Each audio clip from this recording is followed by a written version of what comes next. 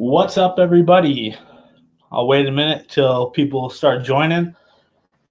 I got to get some drinks here, show you what I'm having this evening, and sharpen some tools. I wasn't quite as prepared as I was last time.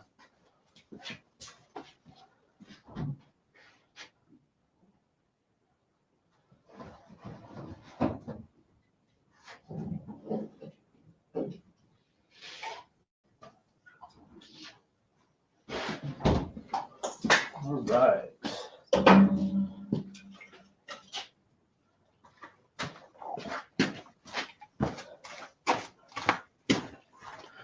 So, hey, what's up, Billy? Oh, am I on that camera there, huh? Let me switch. I gotta sharpen my tools. So actually, I'll just move this one. You can watch me sharpen my tools. Tried to be on the dot. I was rushing. Like, just finished grilling some food for everybody and had to run in here and set up all my lights and stuff.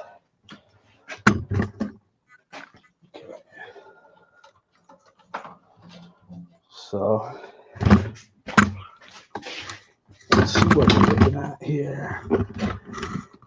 There we go.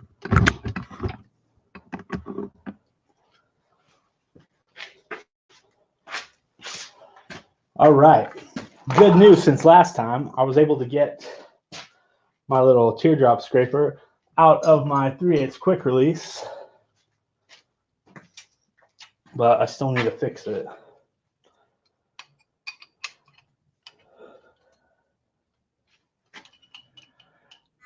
What's up, Jason? How you doing? Getting some tool sharpened right now.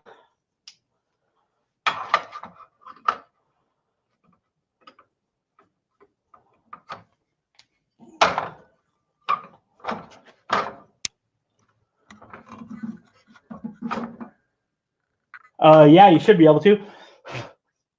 There should be a share button.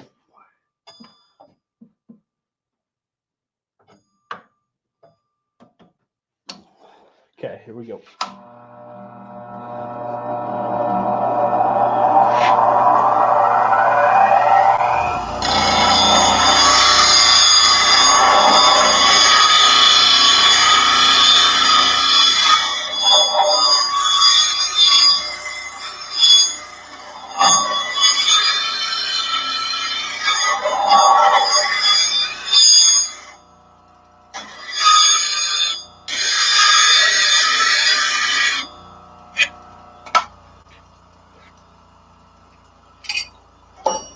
There's one.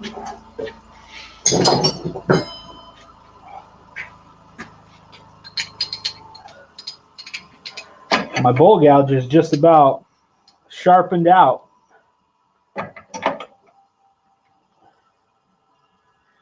Getting to where it's not going to hold anymore.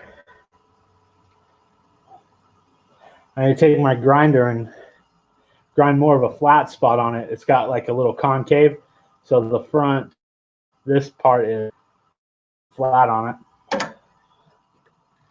It's because I've sharpened it so many times.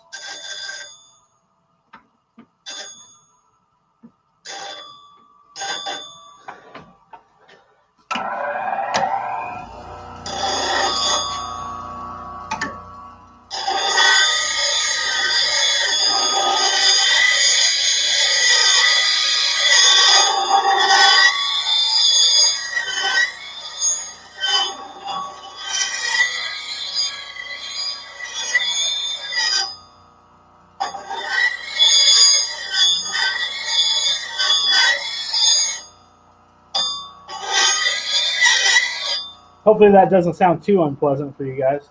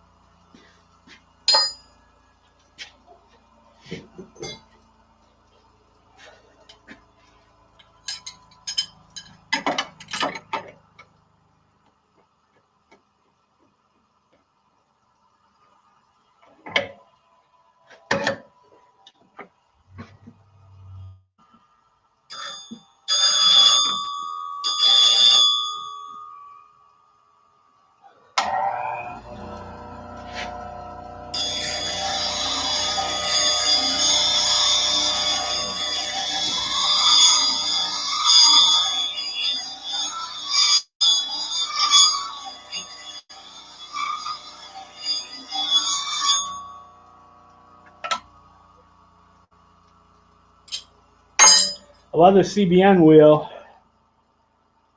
doesn't waste a lot of material. And let's get a nice sharp edge.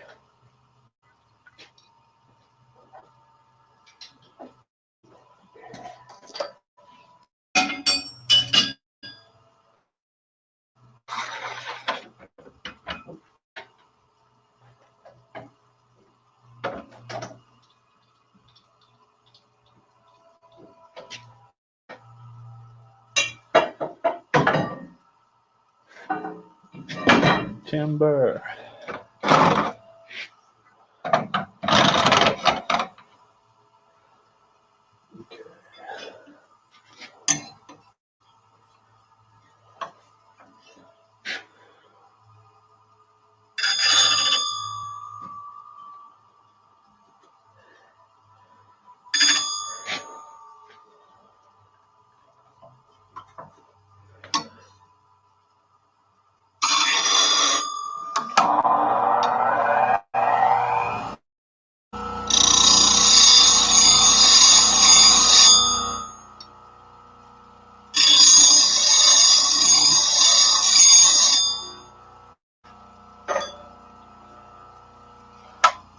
Okay. Hey, what's going on, everybody who's joining? Only 3 people watching now. I guess I was getting kind of boring. Sorry, not paying attention.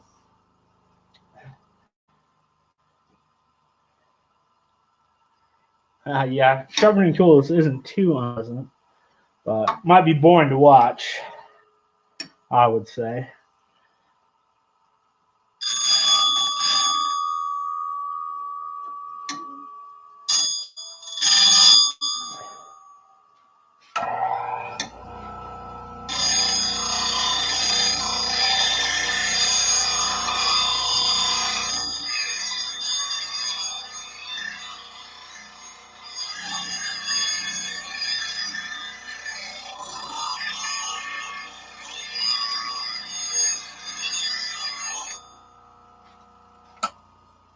Okay, that'll do it.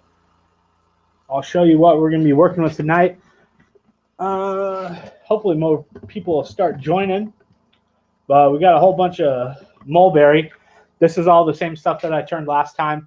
I cut up a bunch of pieces. Had a lot of people express interest in it, so cut up a few natural edge pieces. I got them prepped so we can put them on the lathe with the screw chuck. I got a couple regular pieces over there, so it should be fun.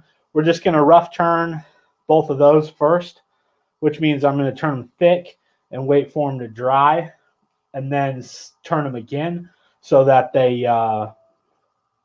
will do their warping while they're nice and thick, and then I can trim them up to a nice consistent thickness, and it won't ever move or warp. It'll be a nice round bowl forever, or mostly forever. Okay, let me get the first blank over here. I'm gonna drill the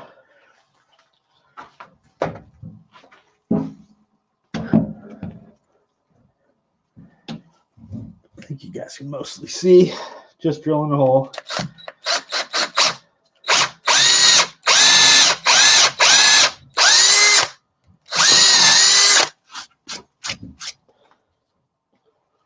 I'm going to drill this other one real quick while we're at it, too. Okay.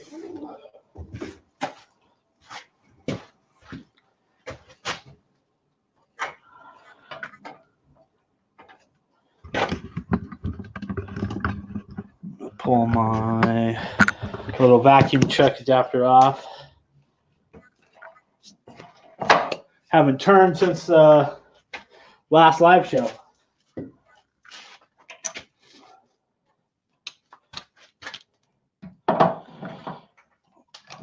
Get my chuck on there. So what's everybody doing tonight? How's your quarantine going? Good, I hope.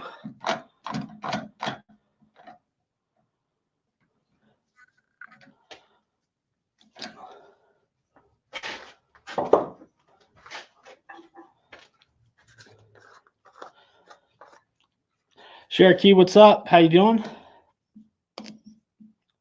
Putting a little wax on the screw. Get this blank on. This one, let me measure it.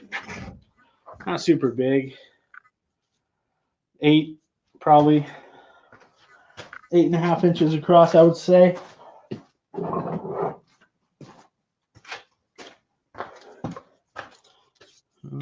Oh, 10. A little over 10. Well, at least that way. Let's see this way. And just about 10 that way, too.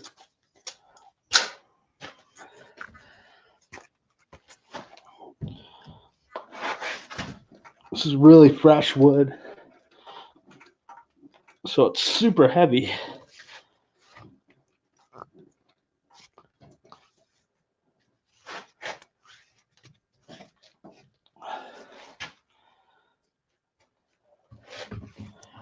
This is going to be a fun one to turn starting out.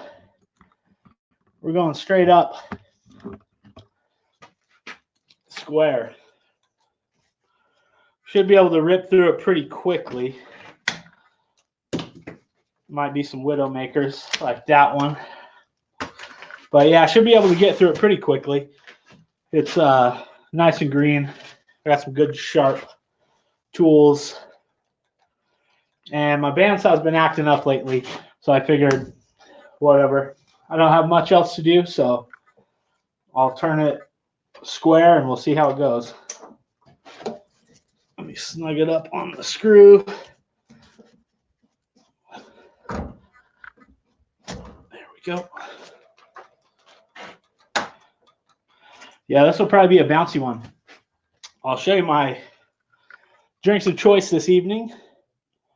Got some strawberry bubbly and some grapefruit LaCroix.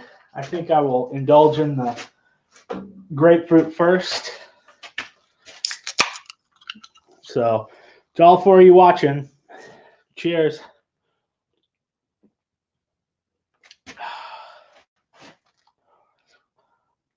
All right, let's see what's everybody up to. I'll jump to the other camera real quick. Sorry, Billy, my hair's not down. But I gotta put my tool rest or my tailstock up too. I forgot about that. But for now, let's go over to the comments. Oh, Billy's bouncing back and forth between here and his cousin's show. Nice. Printing face shield masks. Tech Ed Fireman is printing face shield masks for local hospitals. That's awesome, dude.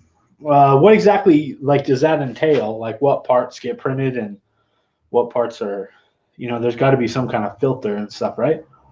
How does that work? Jason Geyser, sorry, got some gum in my mouth. Jason Geyser is working on a camper shell. Maybe doing some turning tomorrow. Nice. You should definitely do some turning. Pegs. He's also working some peg tops or spin tops. What's a peg top? Oh, the kind you throw with a string. See, always read to the end of things before you start asking stupid questions.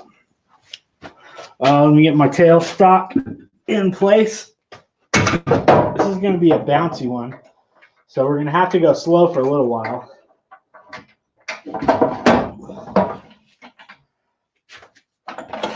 Definitely want to wear the old face shield.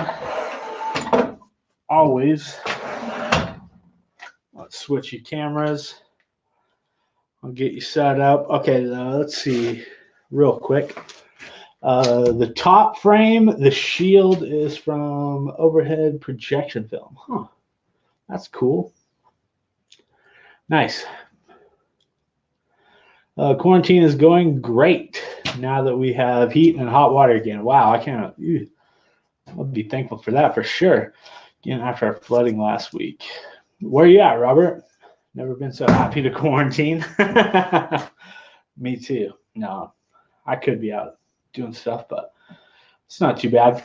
spending a lot of time with family, spending time with you guys right now, turning stuff.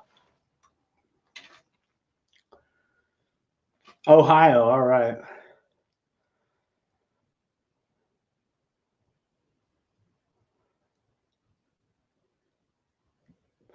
Okay, let's get that one.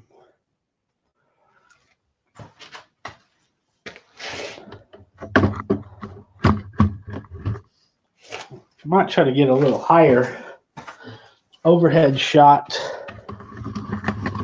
on this one.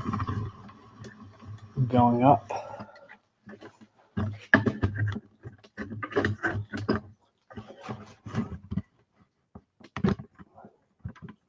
Oh, you can see my computer too. That's the setup. I might have to move my computer because it's going to most likely get pretty bumpy. We're in for a bumpy ride.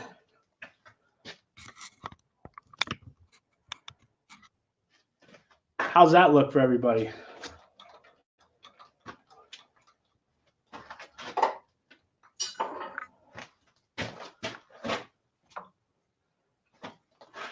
We'll be starting out with 5/8 bowl gouge. This is made by Thompson Tools. It's Jimmy Clue's signature. You can check in the description. I got a link to Jimmy's website if you're interested in any of his tools. They're absolutely excellent. Super high quality, made in America. Best tools on the market, in my opinion. If you'd like to help support the show, keep it rolling like I mentioned last time, donate to the Sandpaper Fund. You can give me a super chat, hit me up on PayPal, drop me a few bucks there. Or if you'd like to help for no cost at all, you can share this video with your friends and family. Give me a thumbs up. If you're not subscribed, go for it. And what else can you do? I got an affiliate link, Amazon affiliate link. You can click on that. Doesn't cost you any money at all. And you make your normal purchases, and they'll give me a little bit. So let's see. I'm going to crank this bad boy up. Get my face shield. We'll see what kind of rocking and rolling it's going to do.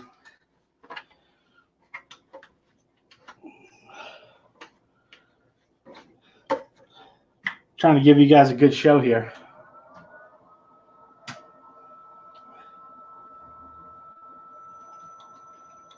I have my lathe set on high torque mode, so it's not going to spin super fast.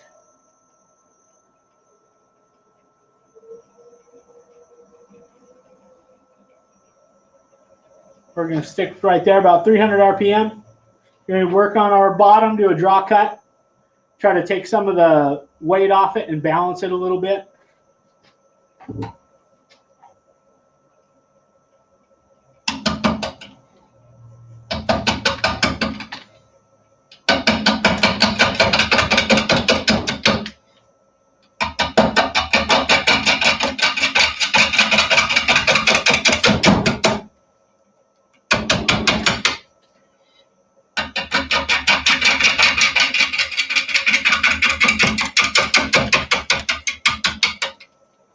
Nice slow cuts. We're not in a hurry.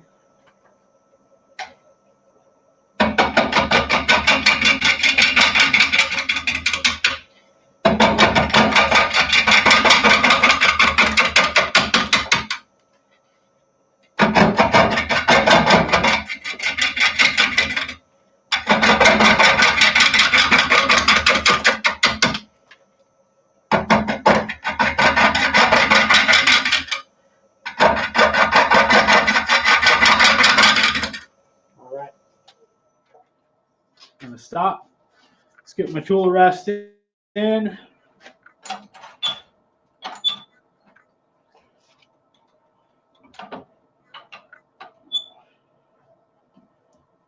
We're a little bit off center. You can tell because it kind of sags to that one side, but that's all right.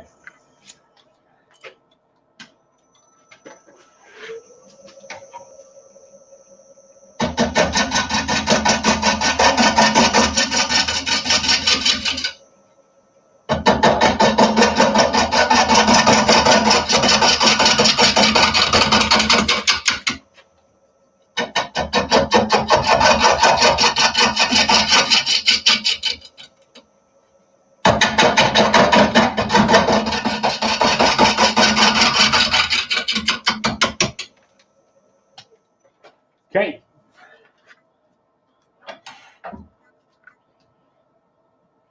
Turn it a little bit. I'm going to try to start to round it off.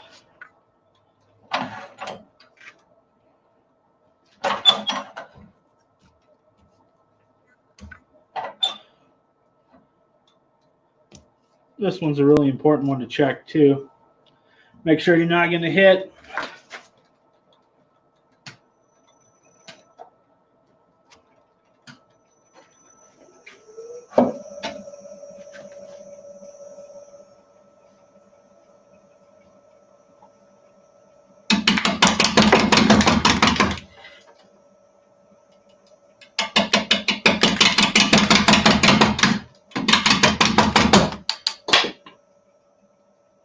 Ooh, a little bit of bark. These ones are fun too. The bark's on there pretty well, but that was one piece. I was wondering about that.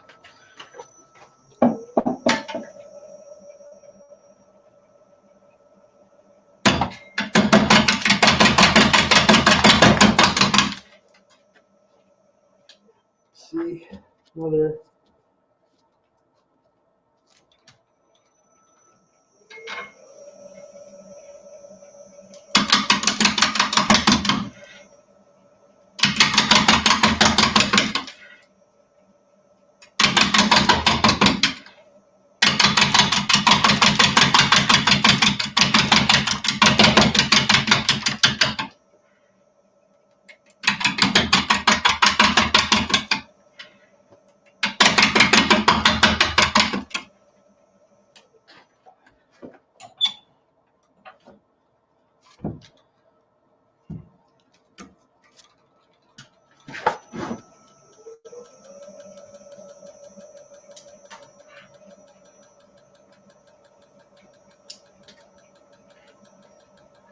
Get a little light on there so I can see.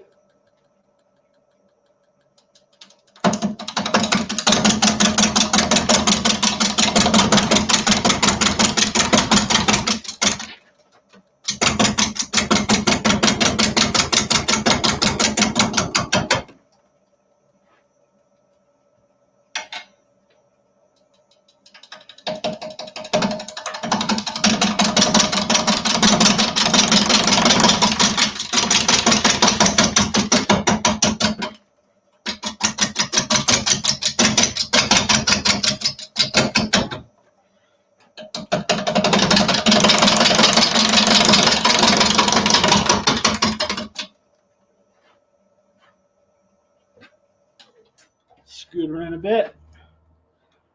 Yeah, you can see it starting to round off a little more on these corners than these, so a little off the center. Let's check the bark again. Nothing I can seem to pry off.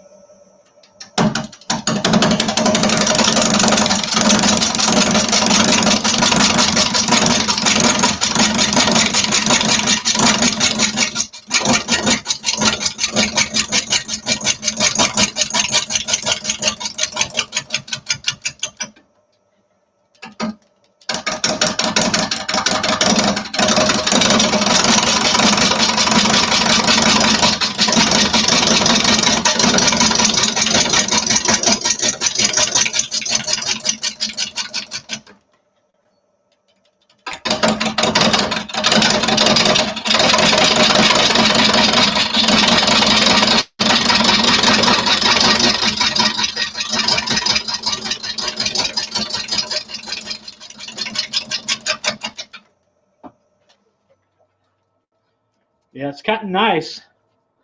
Just slow going since it's so out of round.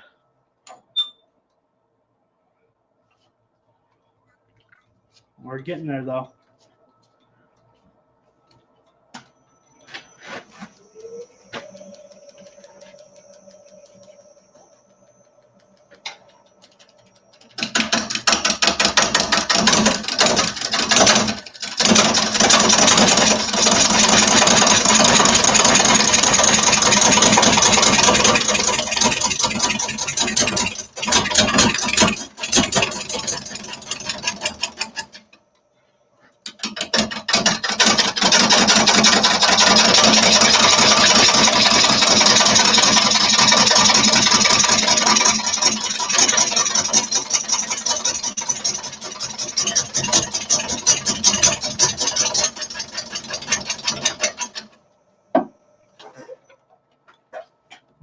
out. Try that bark again. I think I'm going to move the tool rest now that I got it a little more rounded off. I'm going to do some cuts this way, start to work these corners off.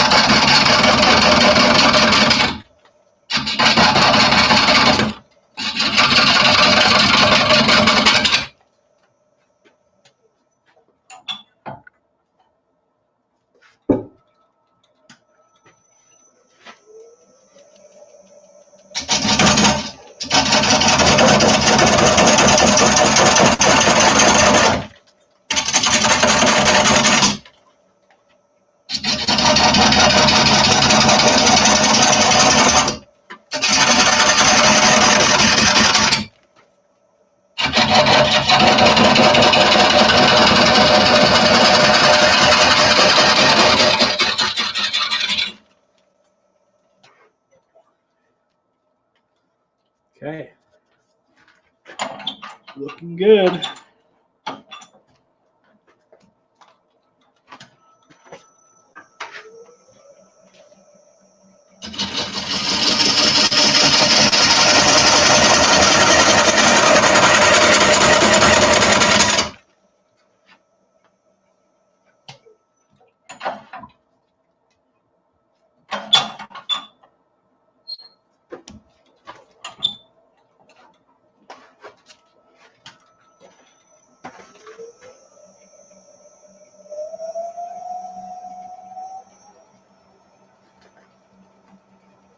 We'll crank the speed up a bit. We're about 600 there.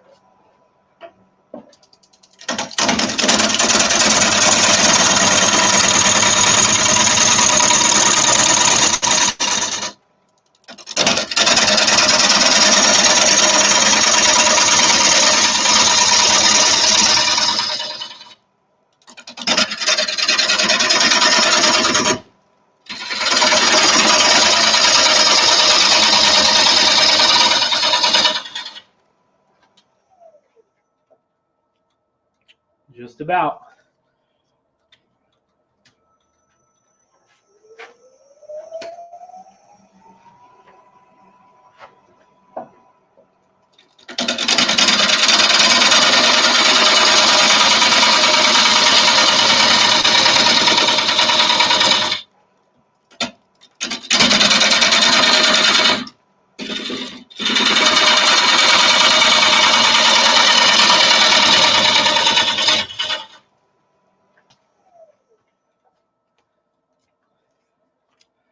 All right, let me get the, now that we've got it basically rounded out, I'm going to pull the tailstock away. I've got it securely on that screw chuck. And I'm going to flatten off the bottom. Tool rest is a little bit high.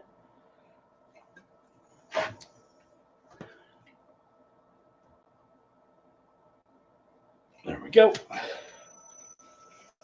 I'm going to need to sharpen my tool after this.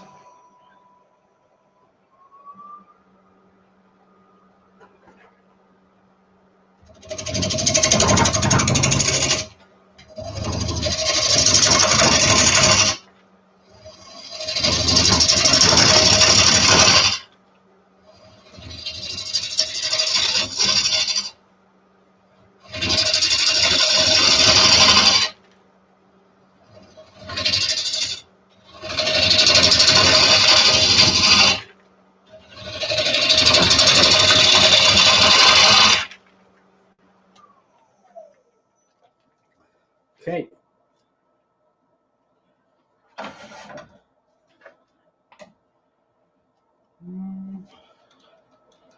I'm going to flatten off the top as well, or the face now all the way.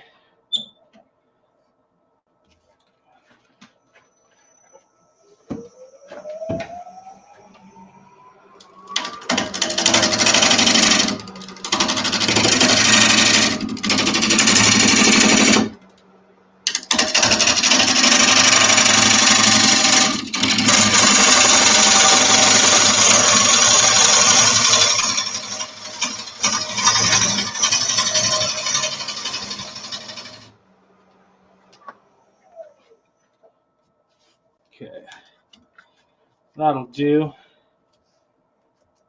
All right. Let's figure out where our tenon is going to go. Now, since I'm turning these green to finish, I'm going to make my tenon extra big so it also has room to kind of flex and move, and I can take that away and still have a nice strong tenon on there. So one more.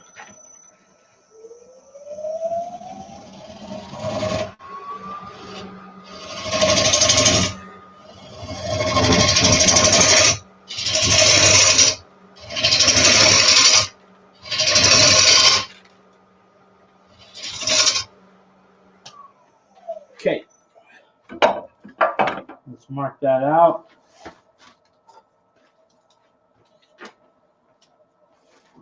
Pencil. Okay. So I know that my tenon is usually 2 1/8. So in this case, I'll go a little bit bigger. So that would be 1 16. We'll give it an extra, I don't know, 3/8 or so. So that would be a total of 3/4 all the way around. So we'll have a nice big tenon. Oop. If I can make a circle. Huh. Filthy pencil. Whatever. I know where to cut.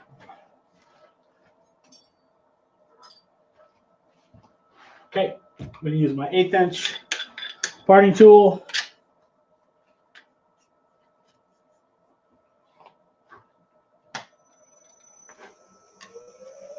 Come in at a slight angle to match the angle in the dovetail.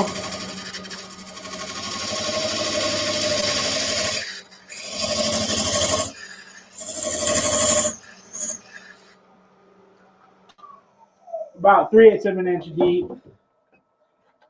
That's waste away the material.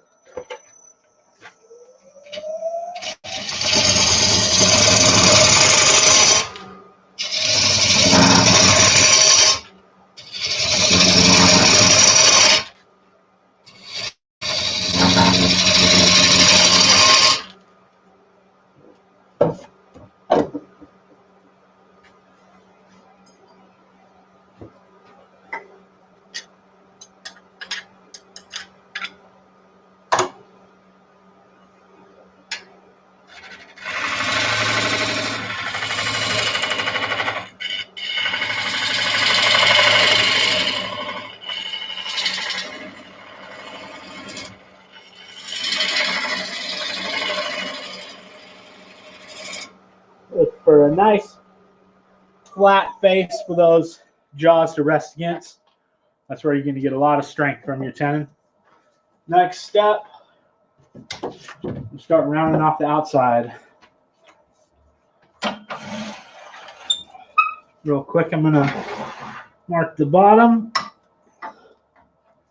So that way when I go to rechuck it after it's dry, I'll have a good center point when I put it on, since everything's going to have warped and moved quite a bit. I'll be done with my tailstock for now. Now that we have it rounded off and the tenon's all cut, maybe I'll jump back to the comments, see what everybody's got going on, see if there's any new people watching. Because after this, I have a feeling it's going to go fairly quick. Let me change you back. The hardest part was switching that, or getting that big uneven blank rounded out. We had a little bit of luck on our side that was so green, so that helped a lot. But now that it's all rounded out, I'm going to be able to zip right through it. Let's see what's up with the comments right now. We got 5 people watching. I noticed a bit ago we had up to 7. That's pretty cool. Gotta give it a thumbs up out there or share it. Get that YouTube algorithm rolling. Let's see. Gary Jones, how you doing? I've been doing well. Hope you're doing all right. Patrick's out there. What's up, Patrick? Debbie and Richard. Maybe just one of them. Not sure. But how are you guys doing tonight? Oh, Kathy's out there too. Hey, Kathy. Sadly, not turning any of your wood right now, but don't worry. I had a bunch of requests for this Boulder City historic wood, so I'm trying to knock a few out right now. But I'm still staring at your blank right there. I'll get it turned. Don't worry. Let's see. How about we? Where's my drink? I'll have a drink. For new joiners, having myself a little grapefruit pamplemousse, if you will. Delicious. Thirst quenching. All right. Let me switch cameras. And I'll get back to cutting the outside of this bowl. All right. Man, it looks blown out to me. Is it really bright for you guys, or does it look all right? I guess these lights, they're not too intense. They got some soft boxes on them, but hopefully you can see all right what's going on. If I block the light a little, it might be better.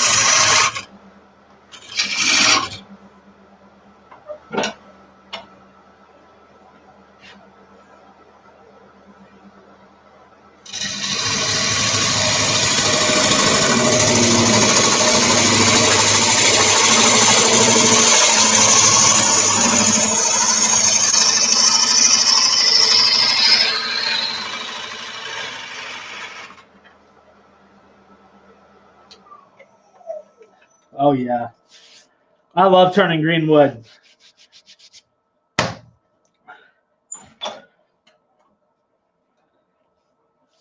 Hey, this is going to be a nice bowl. So now I'm going to put my little foot on it, and then I'll give it a last push cut right around to the rim. That's the plan anyways. Let's see if I can get you, probably not, any closer on the old push cut there. It's a fun one.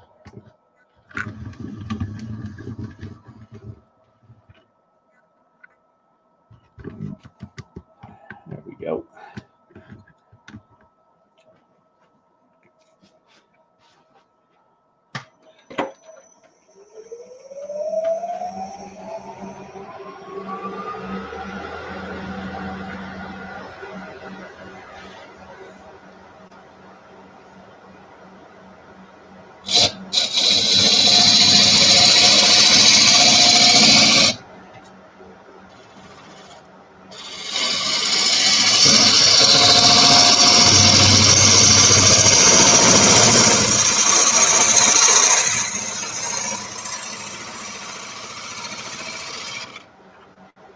Lost it at the end.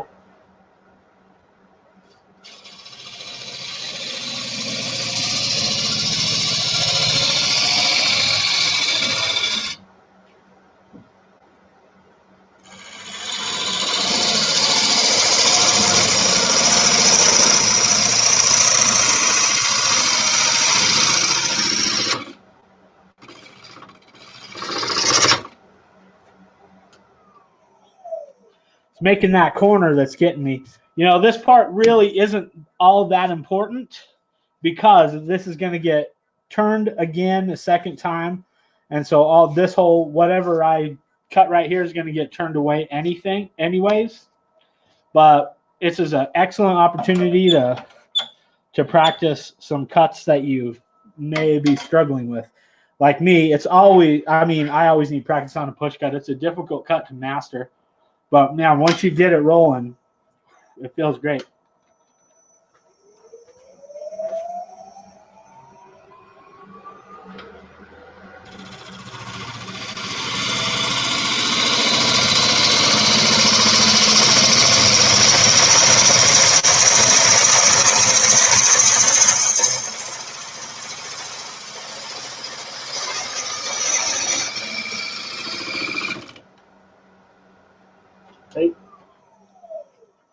We're going to call that a win, I'd say.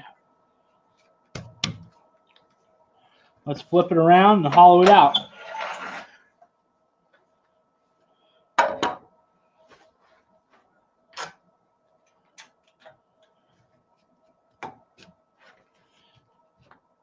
Oh, see that always happens. I get it stuck on. I put some wax too. These green blanks like to seize up on those on the screw chuck, so sometimes it's hard to get them off there. And it's wanting to pull my chuck all the way off the lathe rather than loosen the. There we go. Got it.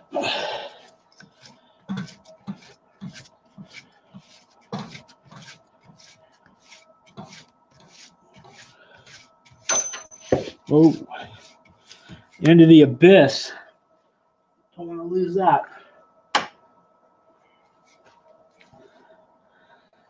Let's see, we got a good shaped bowl. The top's a little uneven, so we're going to bring it down a little bit. But once we get down there, I think we'll have a nice curve. We'll also have the ability to, if I want to make this a carved footed bowl, I'll have enough meat down there that I'll be able to do that.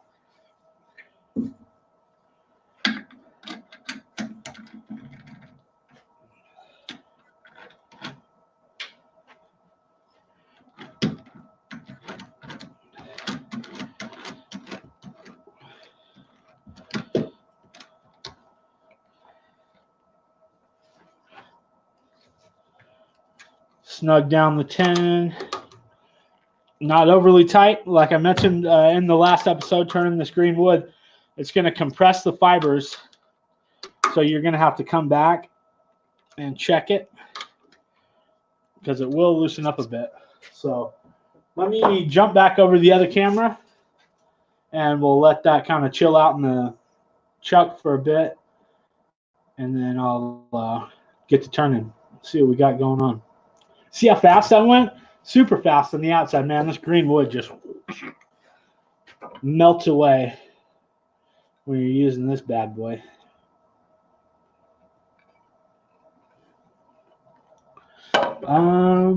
Both doodles are there tonight. Wonderful.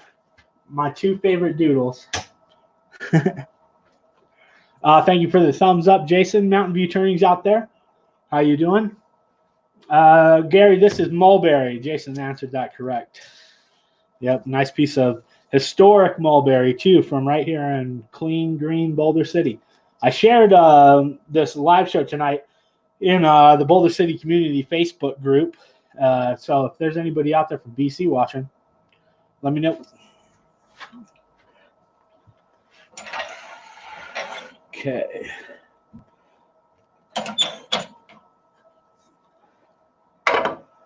One more quick drink.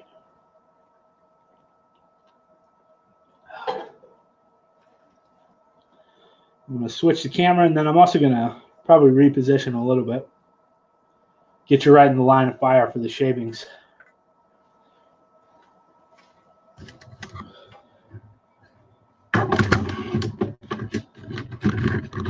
And also out of the way for when I have to, oh yeah, that's going to be in the way also. How you coming with that camera mount, Billy? If you're still out there. There we go. I'll be able to swing through. This one's, it's going to hollow really quick, honestly. Again, since we're just green on this one, then letting it dry, we don't got to go crazy.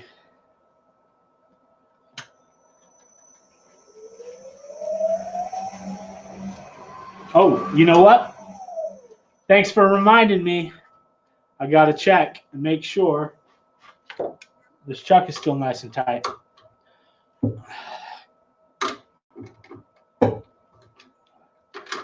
There we go. Got her snugged up.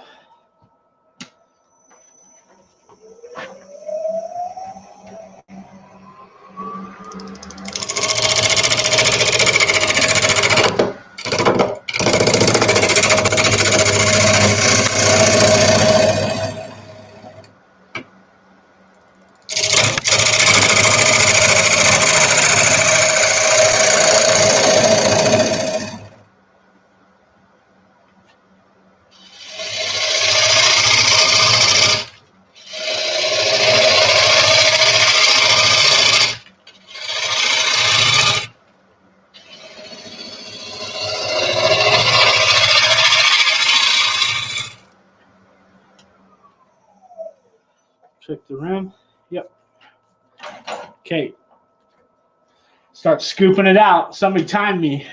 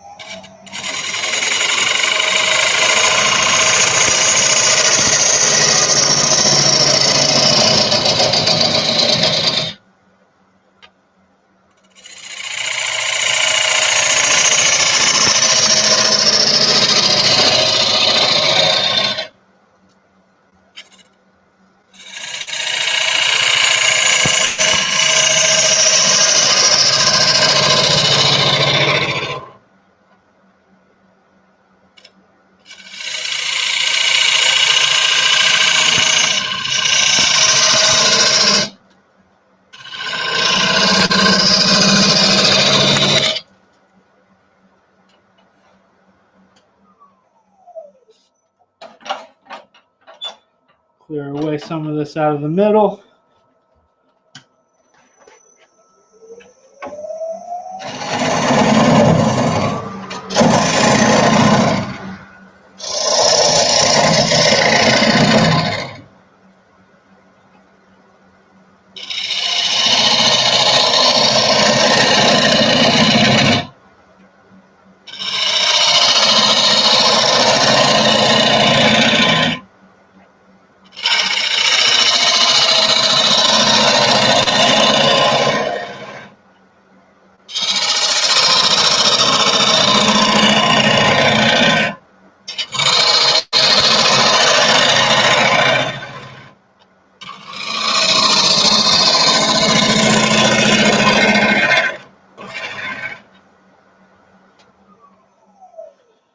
Okay, the idea is to get it as even as possible. So I'm still a little thick at the bottom, but I'm feeling pretty good on the sides. I'll take one more pass. I'm going to try to work my way out through the bottom.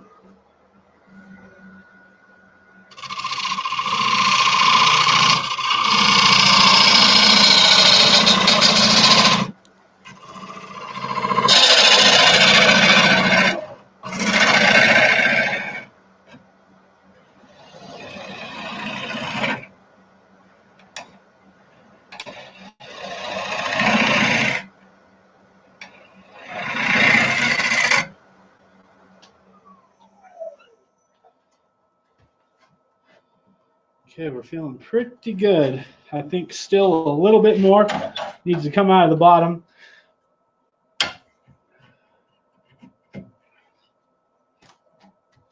Let me check my tenon, make sure it's nice and tight still.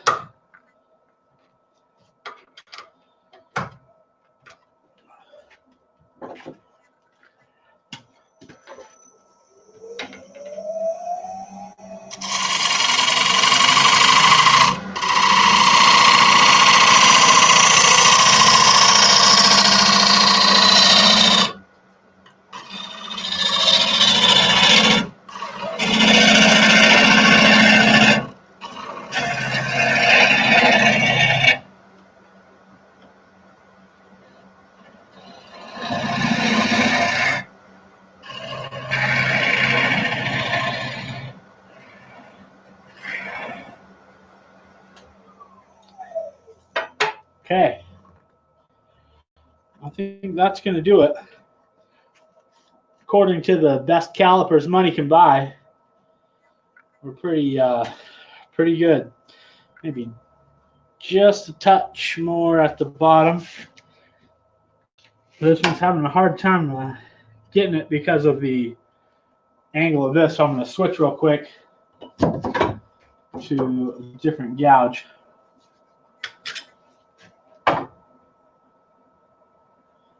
She's over here because I just sharpened it. There we go. We'll switch to the bottom finisher.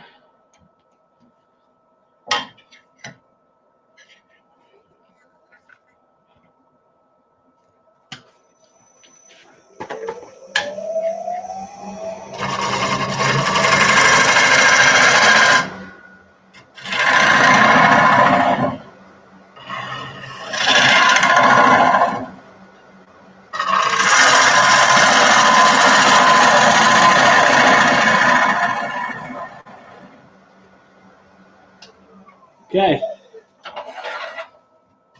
we're going to call that good. Got it about I'd say an inch.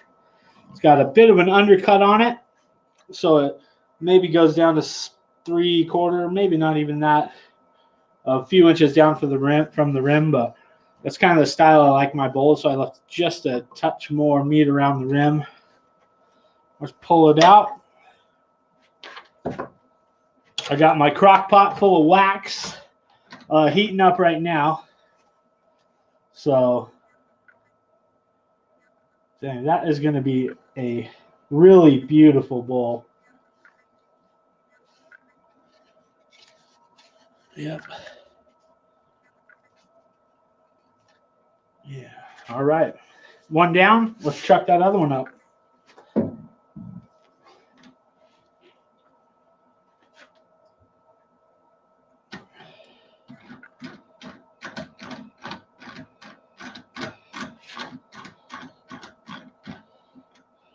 Next one is a little bit smaller and thinner, so we could probably get it roughed out a bit quicker than that first one. We got 7 people out there. If anybody's just joining in, I'm turning some mulberry tonight. I just finished this one up. We rough turned this one, which means we left it nice and thick so it'll dry and kind of move and do what it wants to do. And then after it's done drying, I'll come back and clean it up so it'll be a nice round bowl. About 5 minutes on the inside. Nice. I was halfway joking.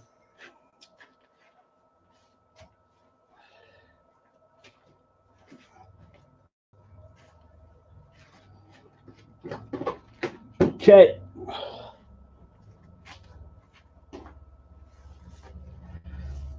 Looks like I've been grating cheddar cheese in here. I'm going to have to get you a shot of the area around my lathe.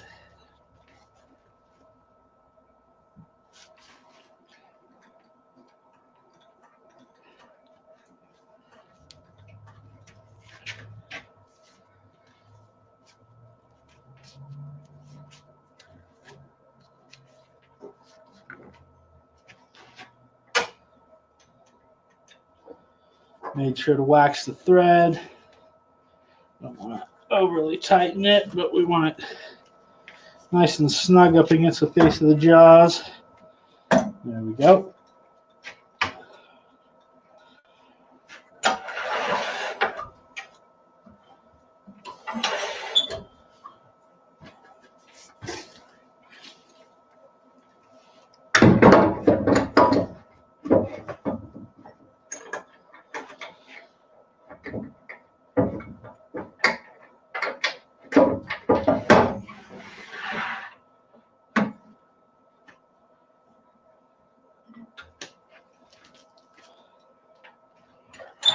I'm going to start on the bottom again, flatten it off.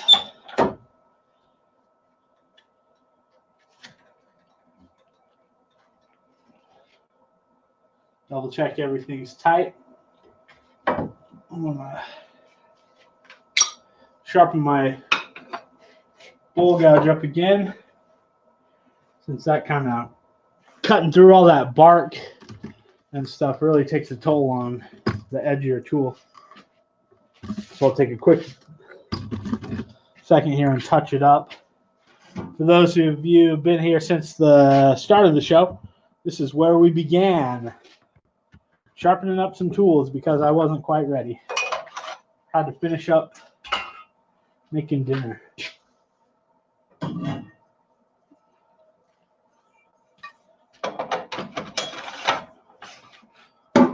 All right.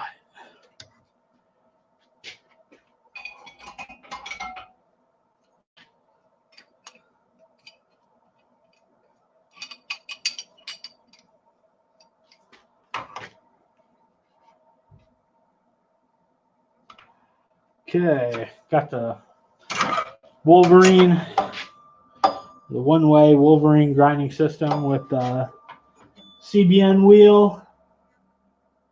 This one's a 180 grit Raptor CBN wheel from Craft Supplies.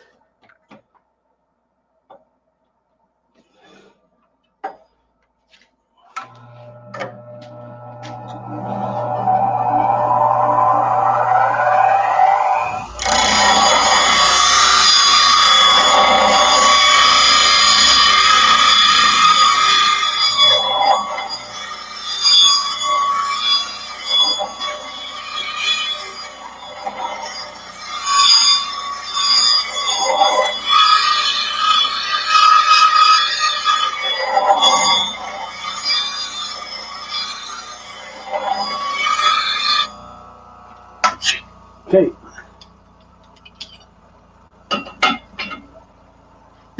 Let's get it.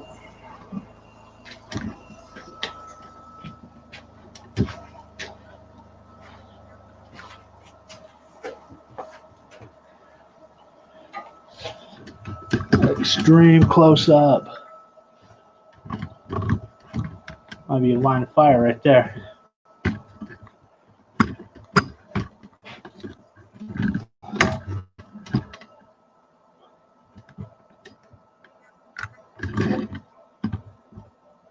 There. How's that look? Okay. Got to make sure I turn my speed down too. We had it cranked up pretty good last time, but now that we've got a brand new unbalanced blank, I'm going to turn it all the way to 0 before I turn my lathe into forward. And then we'll slowly crank it up, see how it goes.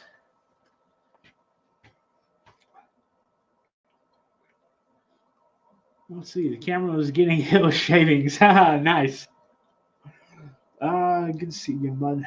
I have to take off. All right, Gary. We'll be doing more of these. Don't worry.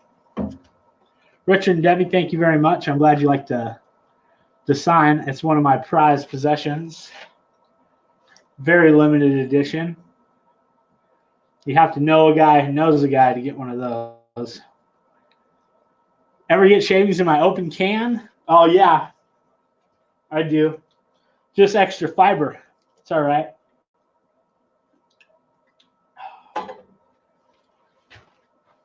Okay, I'm going to start on the bottom. Draw cut until I get it nice and flat. And we'll work on the outside. I'm going to try a different technique this time. See if we can speed up the process a little.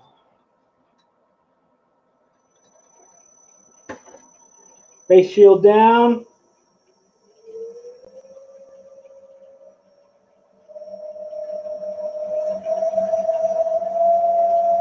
And we're going to call it good there. 400. Nice slow cuts.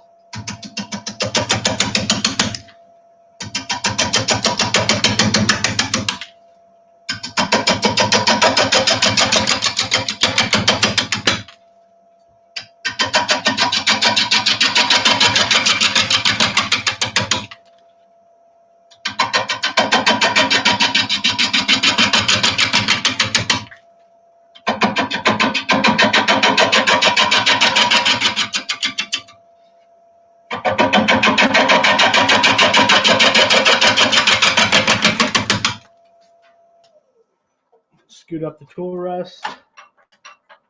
Starting to hang a little.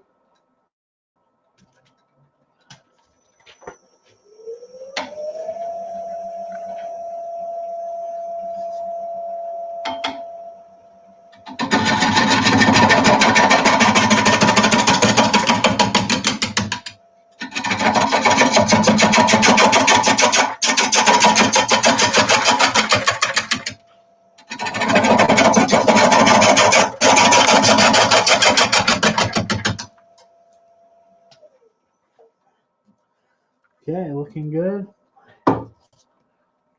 There's a, looks like a spot line or something. You guys see that? Oh yeah, you can see it. Keep an eye on that. I can see it through the end grain, which is, I can guarantee you one of the reasons this tree was removed, because it's just starting to rot from the inside. So I want to keep a close eye on this thing, make sure she's not going to blow apart on me. But if it does, that'll make for some exciting video. You guys will be here to see it live. Silver linings. That's what we're looking for. Could go viral. This video could go viral, and I could retire and turn for you guys every single day on YouTube.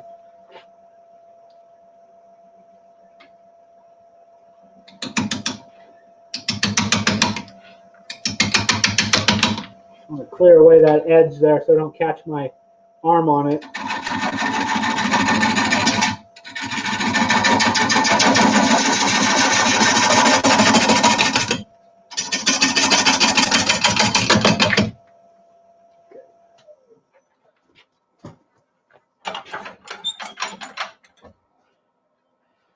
Come with a 45 and try to start to waste it away from this direction.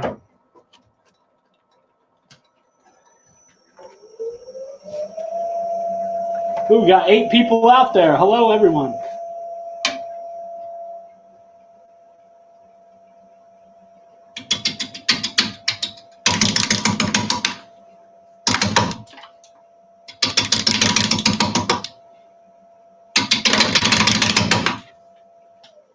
So I'm watching the profile of the piece as I'm turning, and that's helping me know where to put my tool, and also if I'm taking too big of a bite. That can get you into trouble when you're doing stuff like this.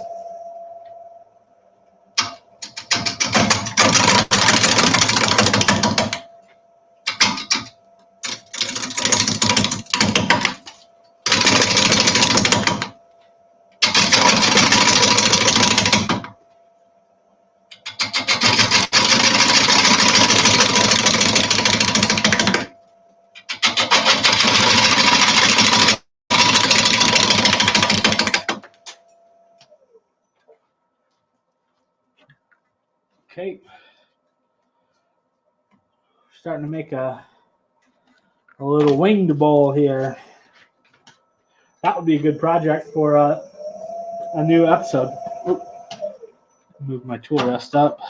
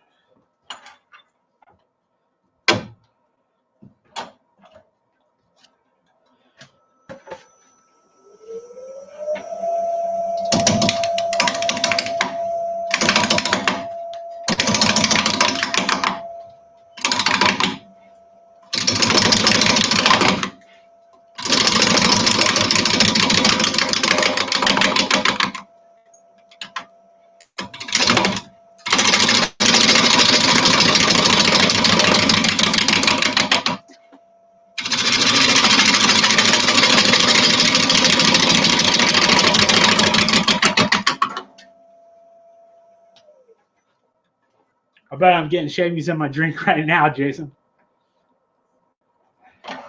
Okay, now that I got some of it cleared off, I'm going to come in this way, and it'll be a little easier to take those wings off.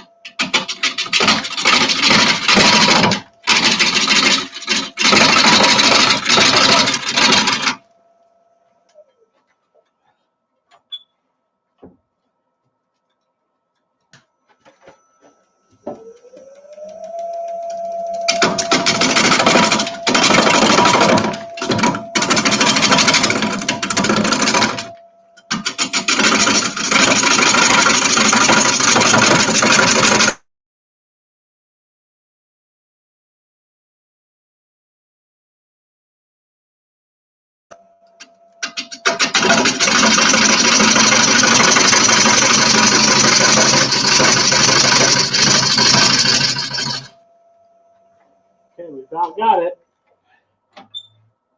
Just about round.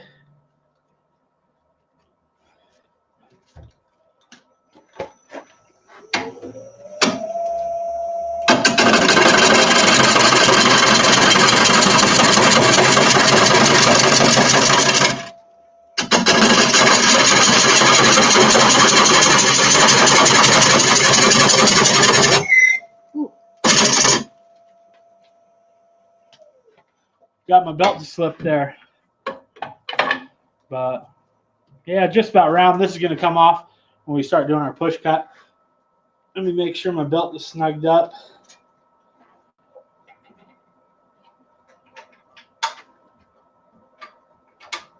There we go. So old belt. This is the original belt, and I have another one, but I haven't put it on yet. Just been waiting. I mean, this one still works, so I don't think I need to change it, but it's definitely a little bit worn out.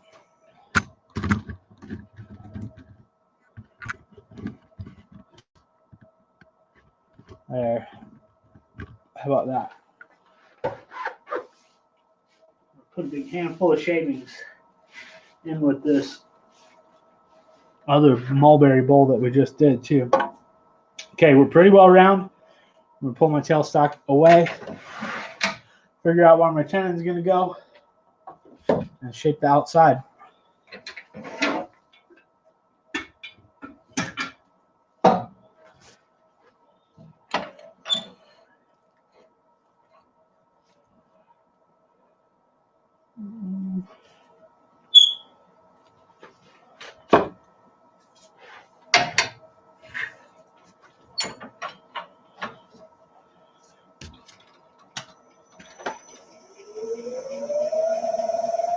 All right, I'm gonna crank the speed up a bit too.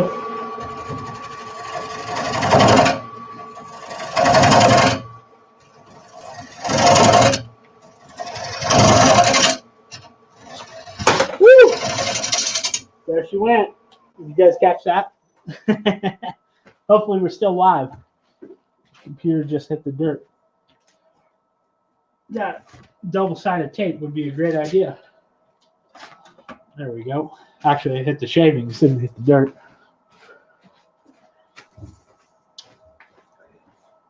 The fun of a live show right there.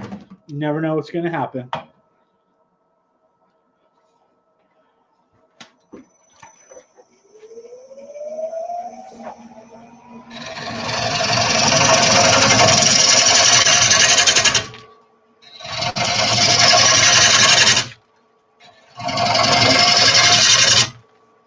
Okay. I think that'll do us right there. Let's get our tenon marked out. Sharpen my pencil again, of course.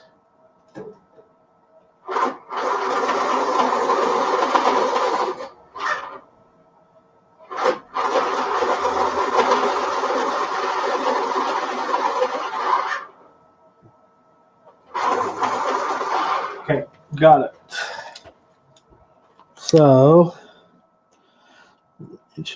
16th, and we added, what did we say, 3 6 3/8 last time. Cool. So it gives a total of 3/4 inch bigger all the way around. Go slow. Yeah, I think this pencil is a piece of junk. Pardon my French.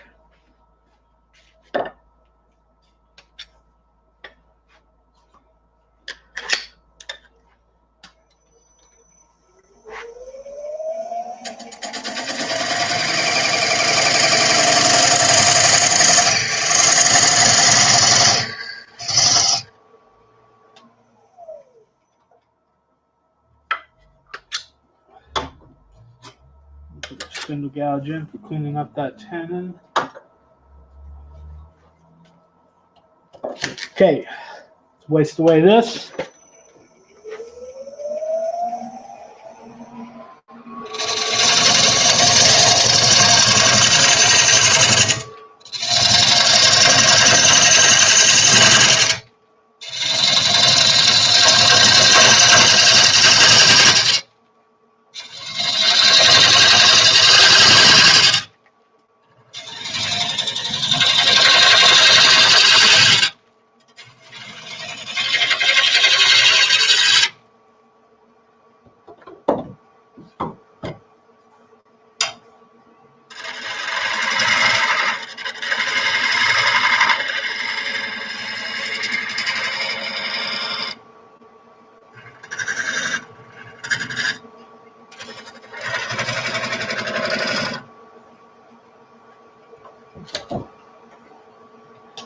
Okay,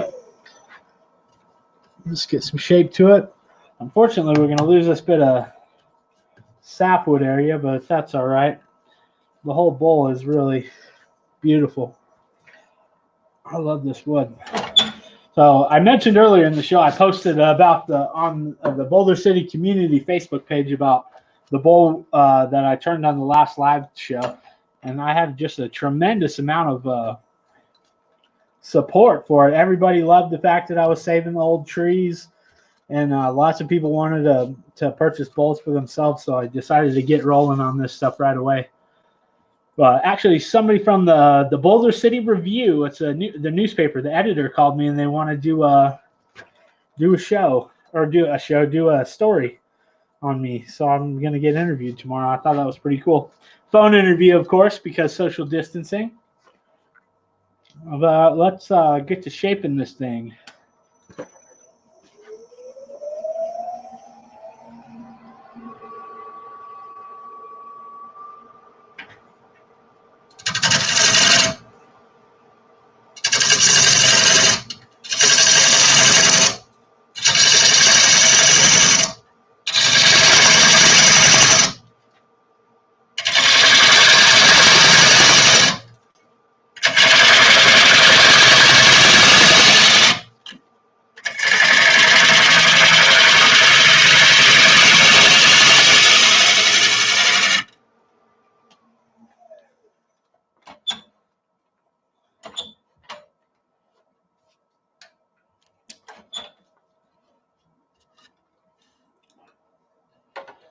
Looking good.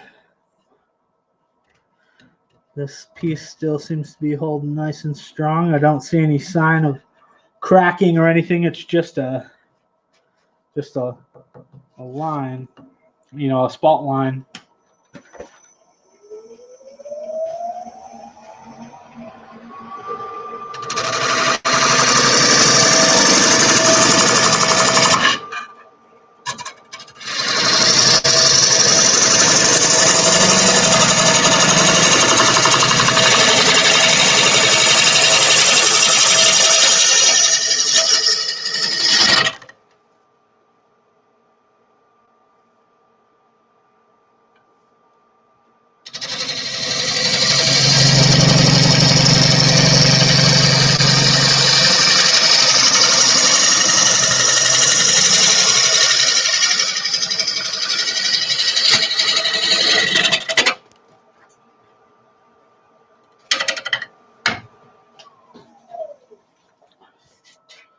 Little fat right there.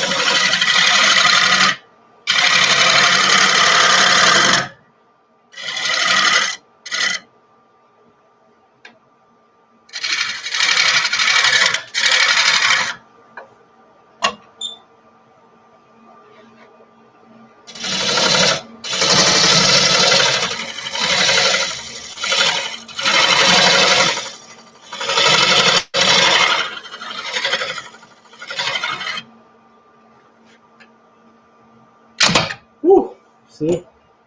Tool rest was too far.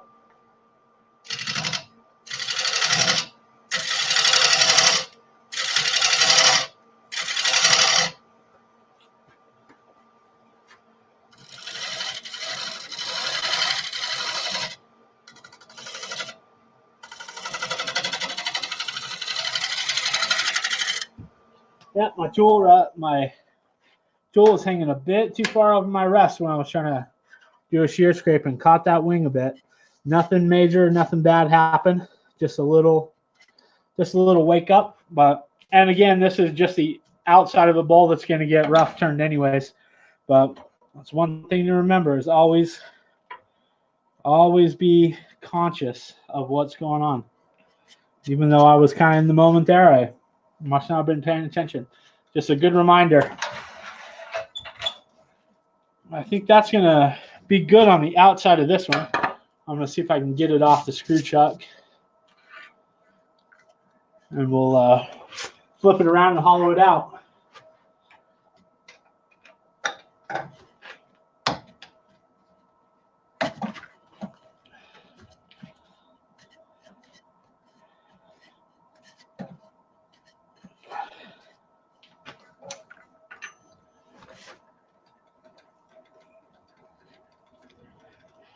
Yeah, this is a nice looking piece. Let me I'll get it up close.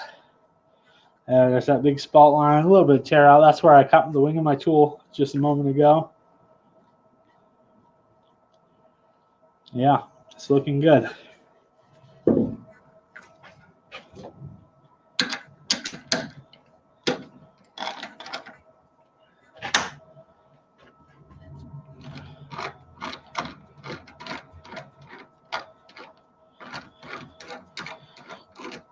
Got my oversized tenon, so that way after this thing dries, I'll be able to clean up the tenon, get it nice and round, and I'll have enough meat to get a good sized one.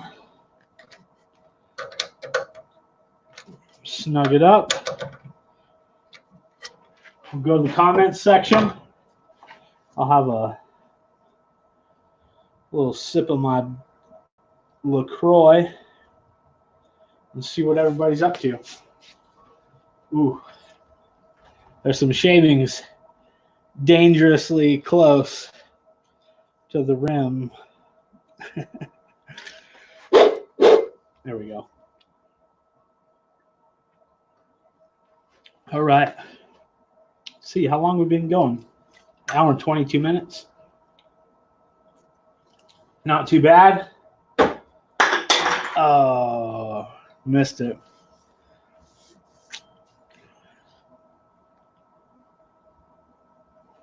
Oh, Billy Burt, how you doing, sir? Woodbine Collins out there. Cool. Not too many comments. We got 8 people watching though. Make sure you're giving me a thumbs up, sharing, subscribing and stuff. Imagine how many chips were nothing. Yeah, I think like 0 chips were nothing but net, to be honest with you. Because it's pretty chippy down here.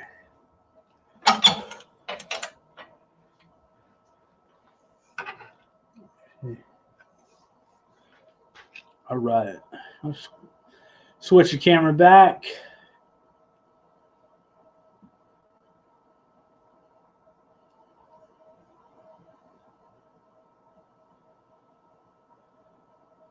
Hey, doing well, Billy.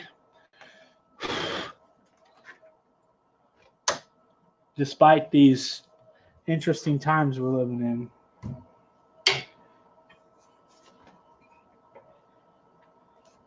Laying low with the family, trying to stay safe. I hope everybody else is doing the same.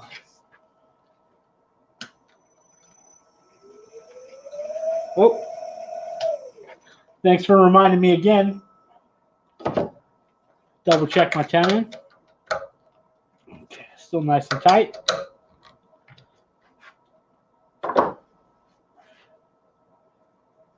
Don't be busting the laptop. Yes, this wood is from Boulder, Kathy. This is mulberry. Actually, One of these trees came from the park that my wife and I got married in. One of them came from park. I think it's called North Escalante Park.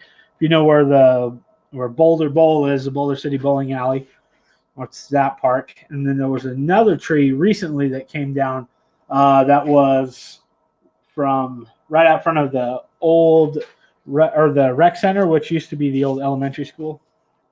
Big, beautiful mulberry trees. They were diseased, so they had to come out.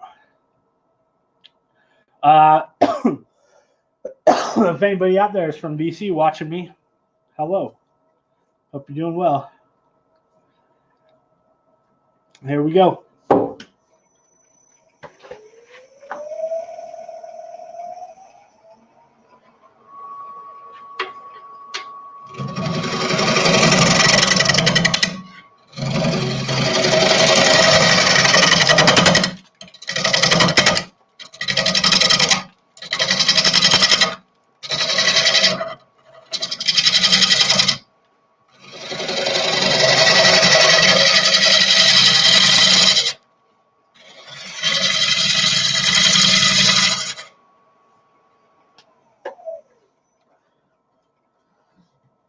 Okay.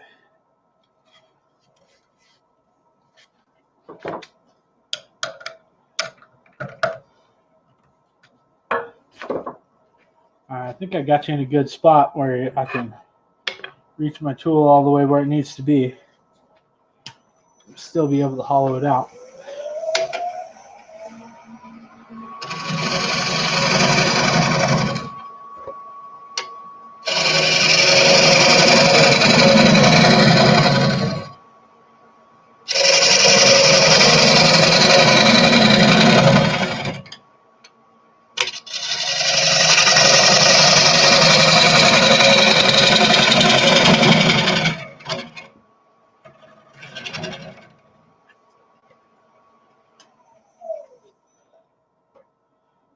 Lower my tool rest just a touch.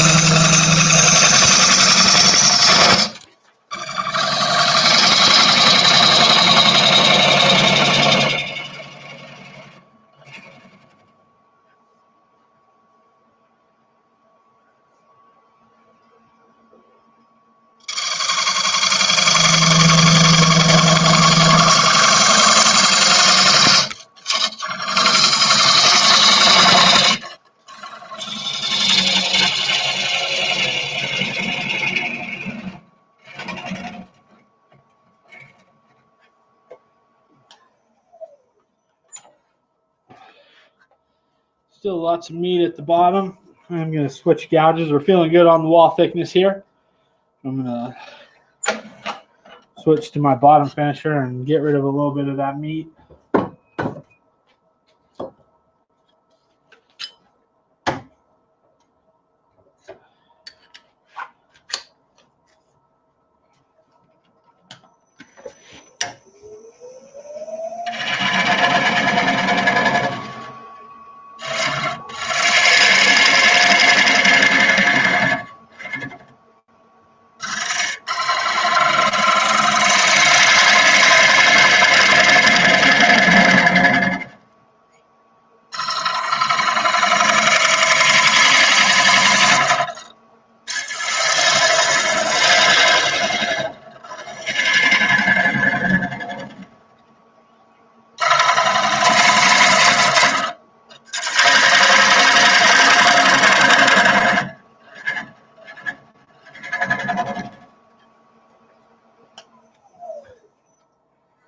Reposition my tool rest a little bit. Good.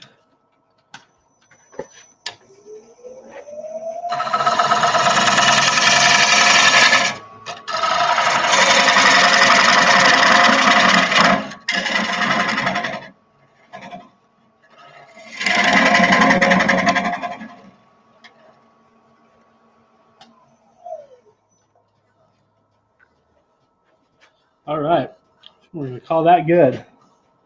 Feels like a nice even wall thickness all the way through to the foot. Cool. Bowl number 2, ready for drying.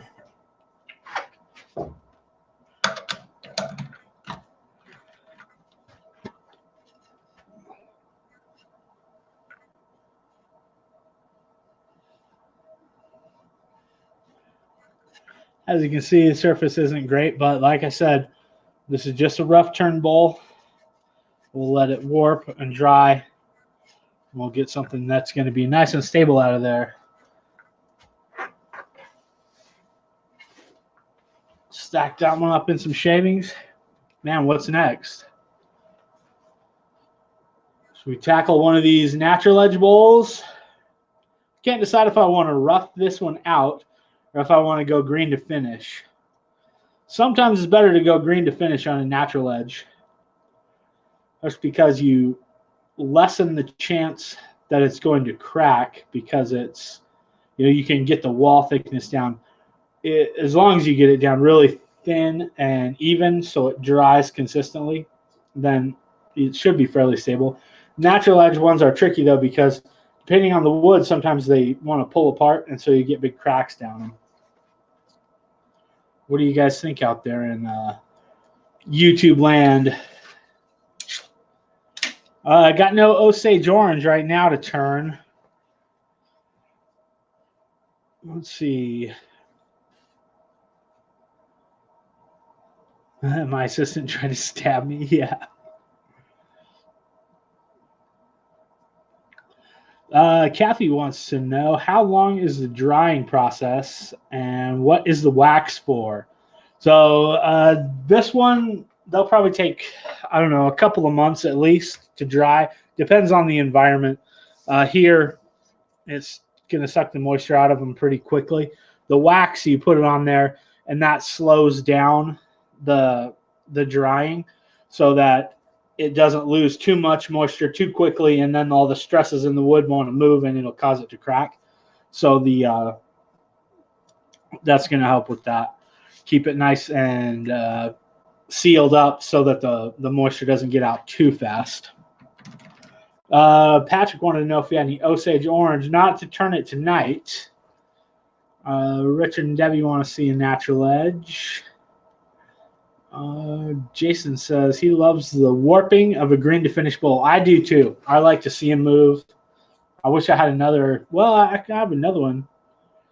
It looks like it's thick enough. I could do a green to finish on that one. And then I've also got a few natural edge ones.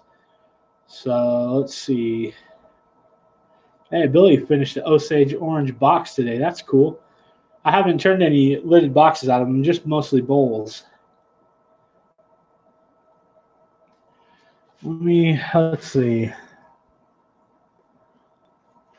Go quickly dig through my supply here. I'll give you a shot of the ground too. You can see all these cheddar cheese on the ground. This stuff looks like I'm turning Osage orange. Let's see. Yeah. There's the two bowls all packed up in shavings. Right there. But yeah, this is pretty stuff. Let's turn you around. We'll look at our potential here. Heck, maybe we get 2. If we go green to finish, we may not be able to, though, just because of the sanding and whatnot. Got natural edge there. This one I prepped. The bark was a little high, so I cut it down. This one is nice and flat on top, so it didn't need it. So these will be a little bit thinner natural edge bowls, smaller ones. This one we may not even get a natural edge on because of the missing bark right there. This piece was the one I was thinking we could do a green to finish bowl because it's nice and thick. So, well, not super thick, but thicker than the other ones. So we'd still be able to get a decent shape on it.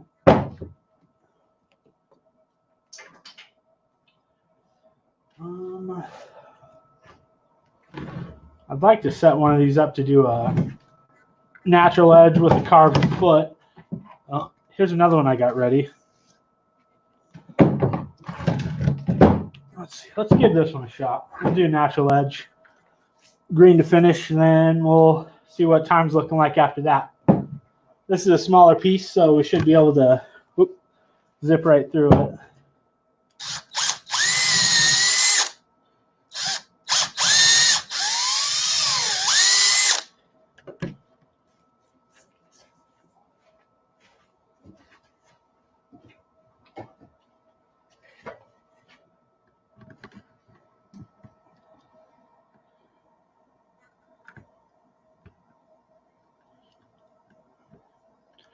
Jason had a question about what kind of setup do I use for live stream. Right now, I'm using it's an online program. It's called StreamYard. You can see it up in the right hand corner. Then I'm just streaming off this little laptop here. It's a Chromebook. I got it for $100 a few years ago, like a Black Friday deal on Amazon, and this thing has just been a workhorse. Then I have, let's see, I've got these lights here.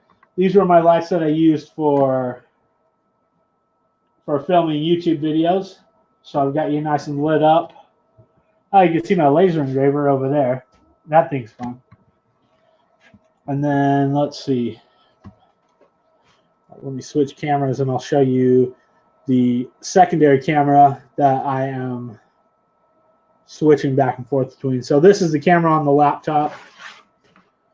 And there's the little camera I'm using there. It is a Logitech 1080p. It's a nice little camera. I think it was about 40 or 50 bucks on Amazon. But that is my live stream setup.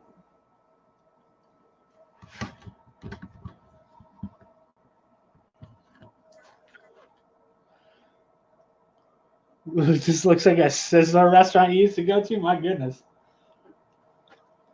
They just threw the salad bar all over the ground. Debbie, you would like to know how to find my online store. That is an excellent question. Let me help you with that. I will give you a link right now. It is through my Facebook business page. Let me open it up.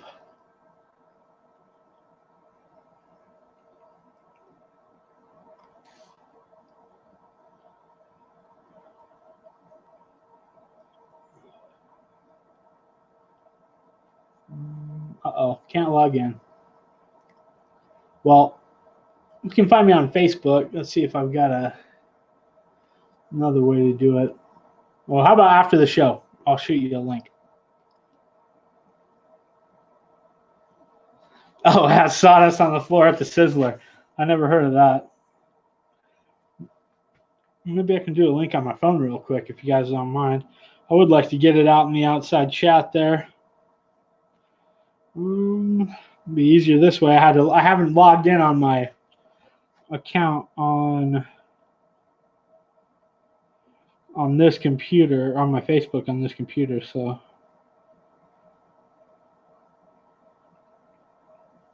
Oh, come on. Taking up you guys' valuable time here.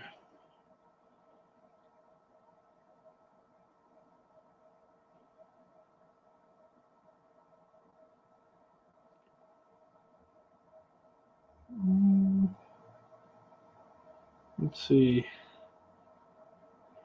Yeah, I can't find a link for it right now. But if you go, if you like my Facebook business page or even just regular Facebook, I have a post on my page from there or on there to my post on my personal Facebook page to my Facebook business page so that you can find it. And you can find it all there. And I've got my products up online.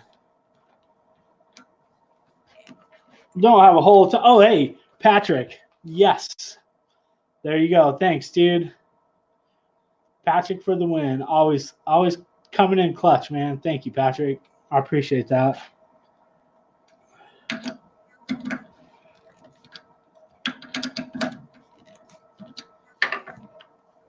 Okay. All right. Let's get a bit of wax on there.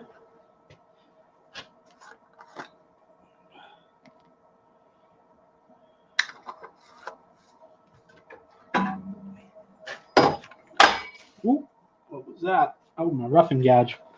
Fell off my magnets.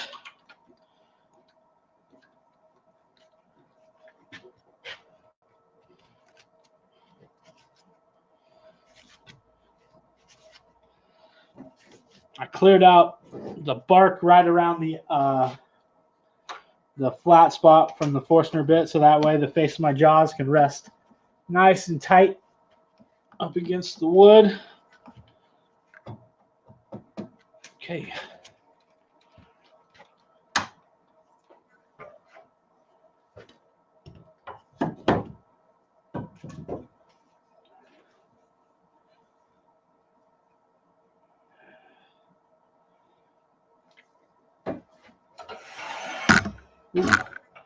Should sharpen my tool, but I'm going to let it rip through this stuff a bit, and then when it comes to finishing cuts, then I'll take a quick break and sharpen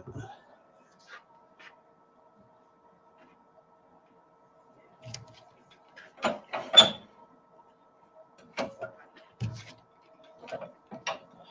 Turn the speed down. Slowly work our way up.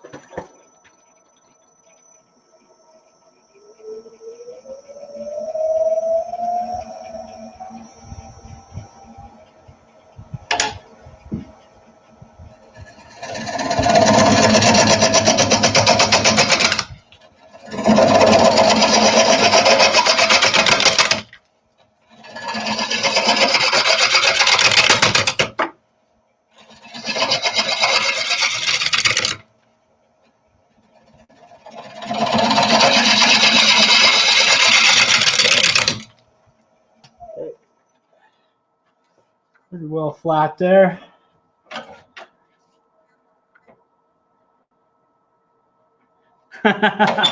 Shop away. It's all ready and available for shipping. Well, that is if I can get it out. I'll even disinfect it for you before I send it.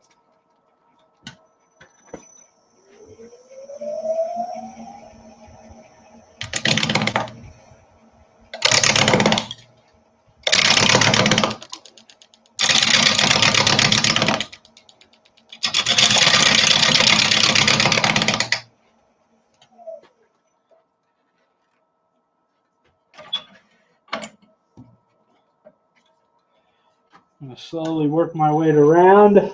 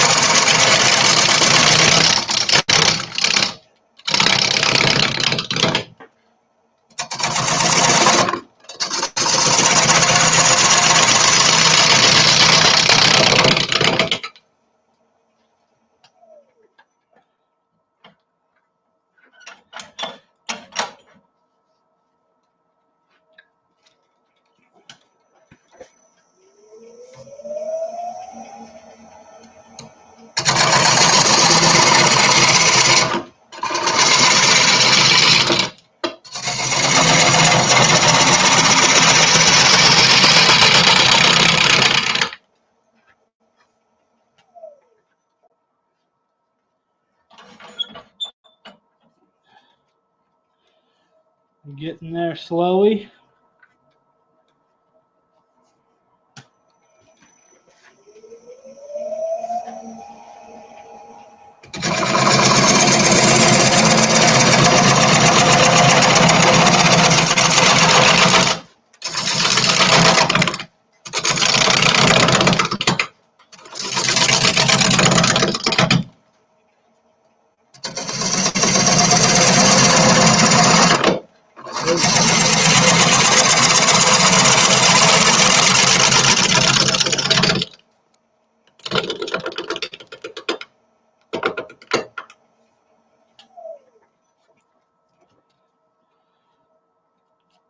Okay, I'm going to switch again and come in from the top.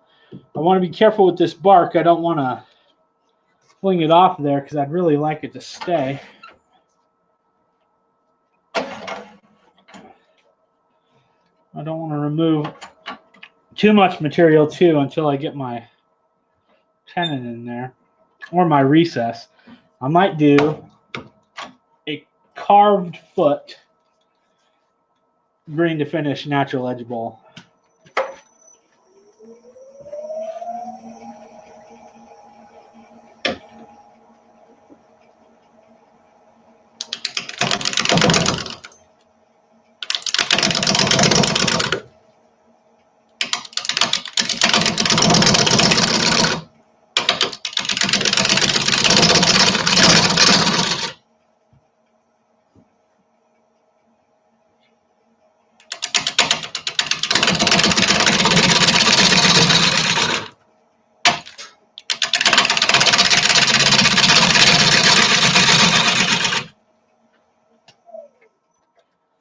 Okay. All right. Yeah, I wonder how well greenwood carves. I guess there's really only one way to find out.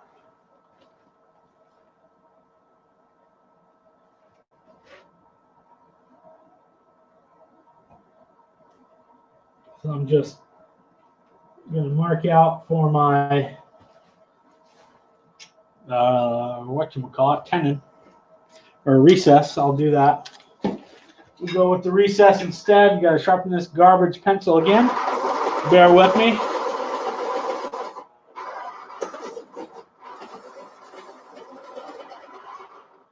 Okay. So we got ourselves 2 5/8.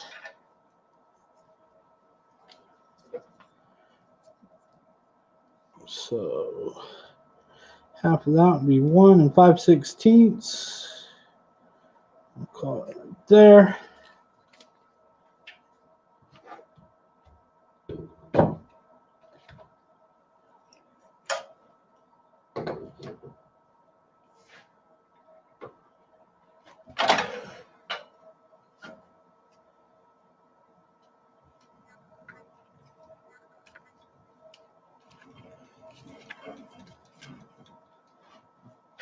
Okay. I'm going to take a little bit different tool. This is just a cruddy old Harbor Freight high-speed steel tool that I ground a different profile on the edge. So it was a parting tool, but I put an angle on it so it'll match kind of the dovetail of my chuck. So that way when I go straight in, it'll automatically give me a little dovetail.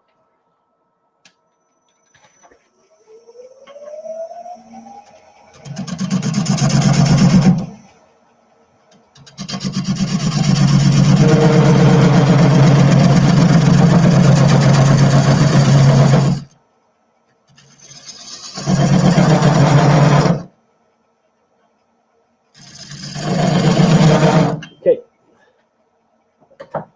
We don't need it too deep.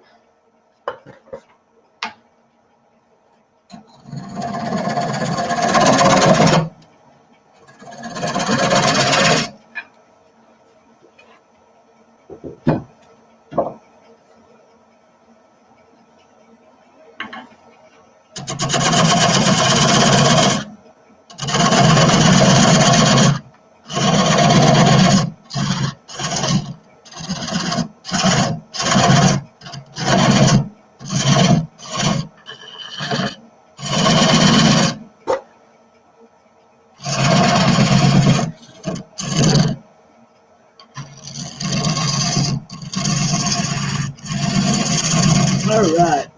I'm going to leave a little bit of a hump in the middle. So that way, when I carve these feet, I'll have a bit of material in the middle to kind of shave away and carve into sort of a dome profile, so it looks like the bottom of the bowl, extending down into where the area of the feet is, the foot area. If that makes sense. Makes sense in my head. Sometimes hard to explain the you got to think almost like three-dimensionally. You got to picture the curve of the bowl coming through and pretend that the other wood isn't there. It's a fun, challenging type of bowl to turn. So I highly recommend anybody give it a shot.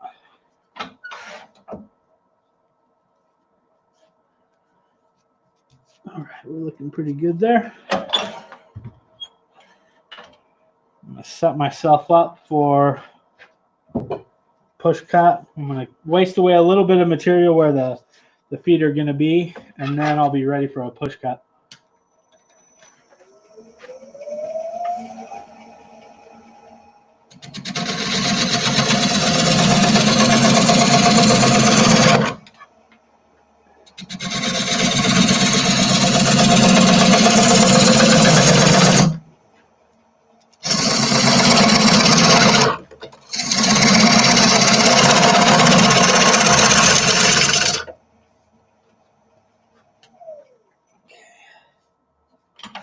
You don't want to go too thin there because we are going to be expanding, and so we want a lot of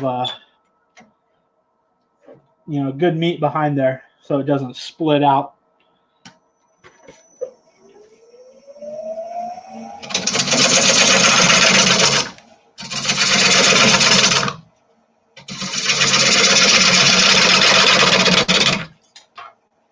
Okay.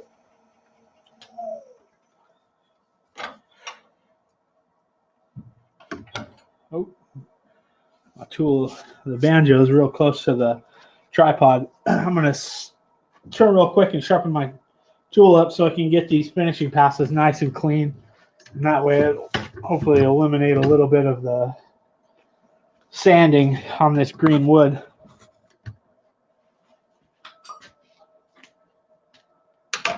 Oh, that's not a safe place. There we go.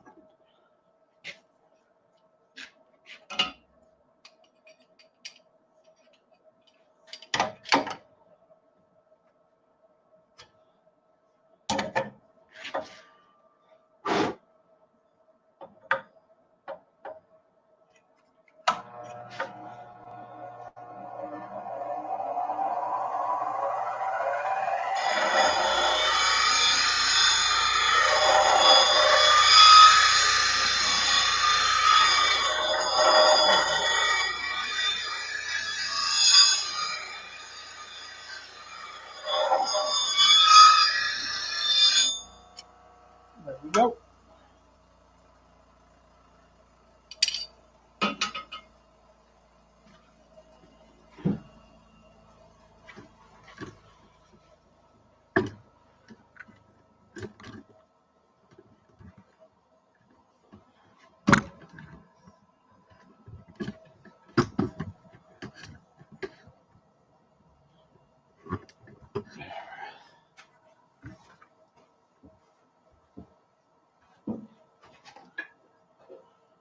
About time to crack open this second bubbly.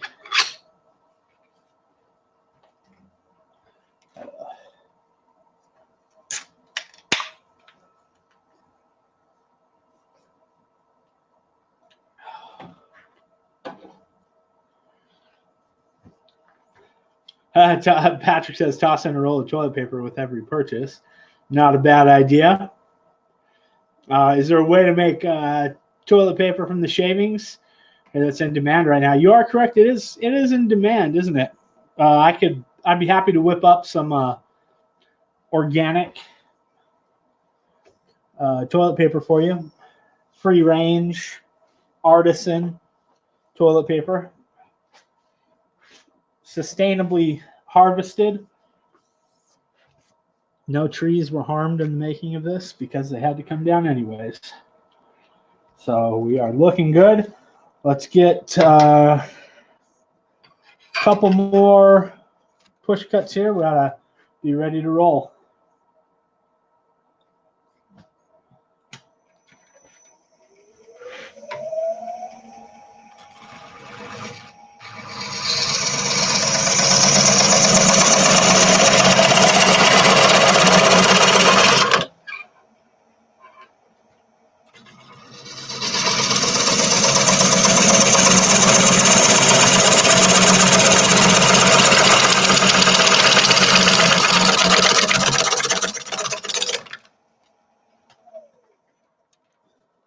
Almost there.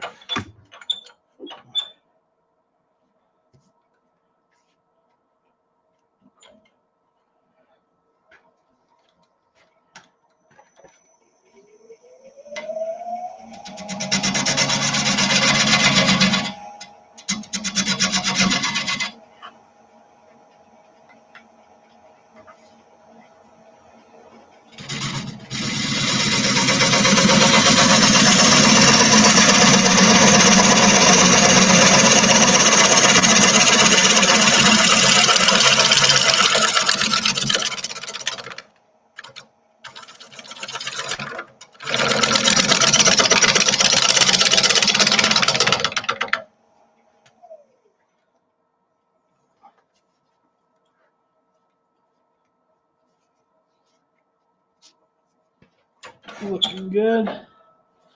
So far, our bark is holding on there well.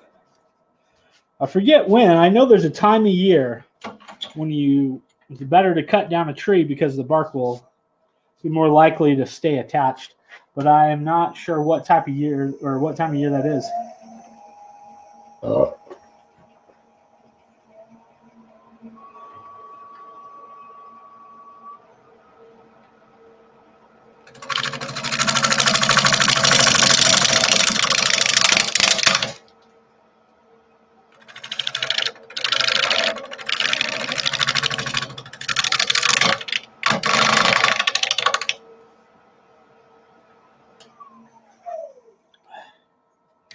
A little bit of a high spot right here.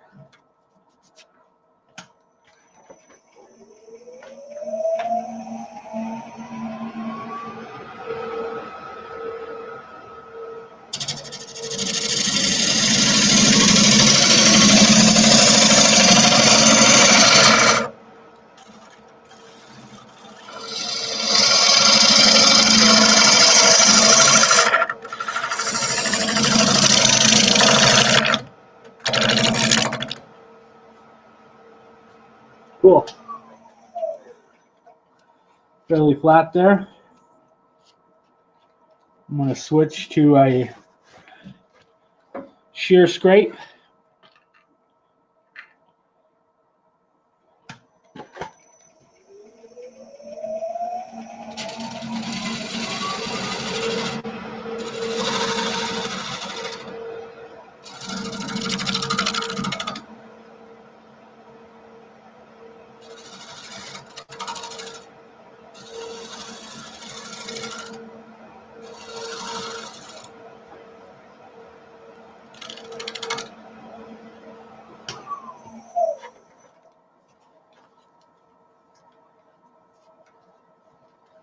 Nice and delicate. We've got a great finish on there. I'm really pleased with how it's looking. I'm going to pull out the secret weapon here, the old teardrop scraper. Oh, I forgot my quick release is over here. 1 second.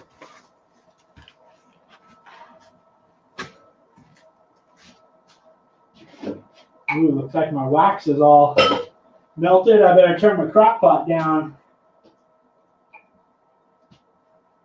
Okay, now where is the top for my quick release?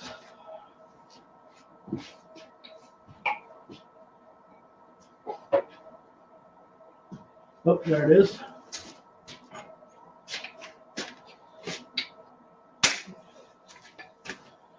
Okay, I gotta remember when I'm tightening this down, I don't need to get too crazy. Like I mentioned in the last show, Fortunately, I didn't put enough epoxy in here, so now it's kind of starting to slip on me. But if I'm just very gentle with it, it should be good to go. Reposition my tool rest so I can get a nice smooth cut. Position my feet so I can make it a smooth fluid cut all the way across.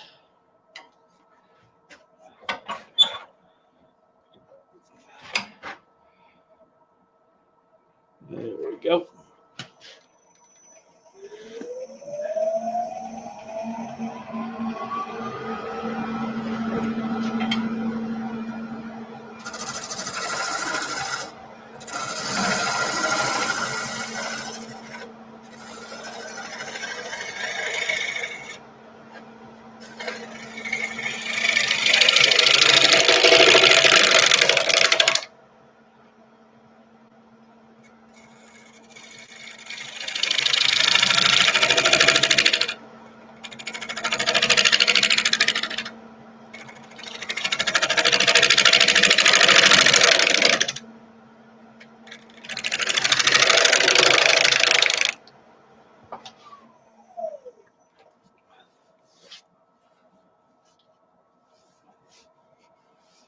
Yeah, I think should be good. I still feel a little bit of a lump right here.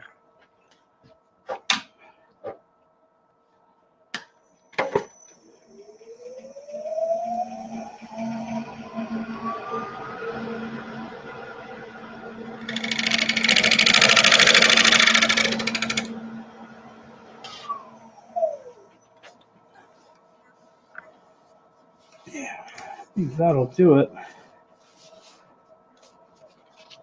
Yeah, not much. There's just a tiny, tiny little spot of tear out in this, the first layer of wood right underneath the bark. But aside from that, we are got a pretty nice finish on there. Straight off the tool. That's why I love that teardrop scraper and that nice sharp bowl gouge with that CBN wheel. Really hard to beat it.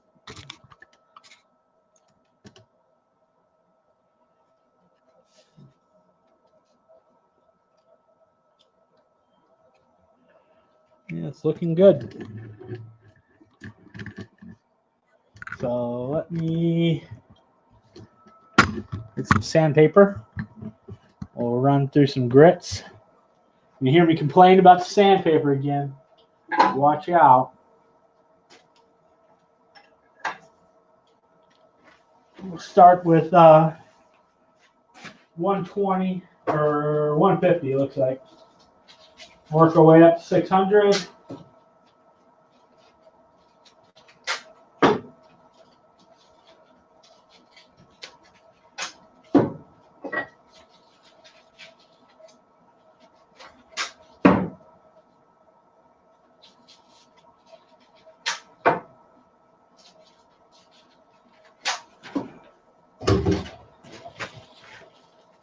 One thing I learned from, oh, my light went out. There we go.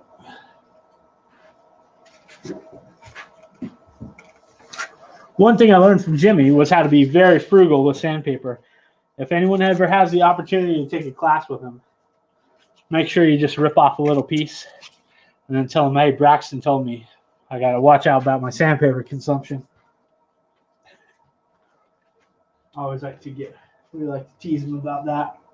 But you don't need too much, you know.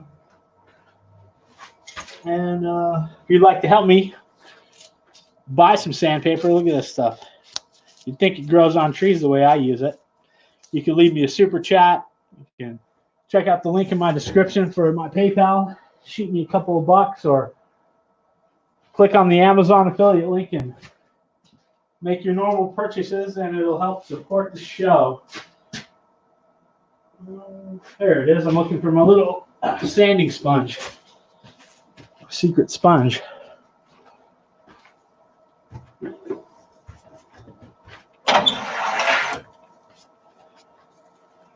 Let's start with 150.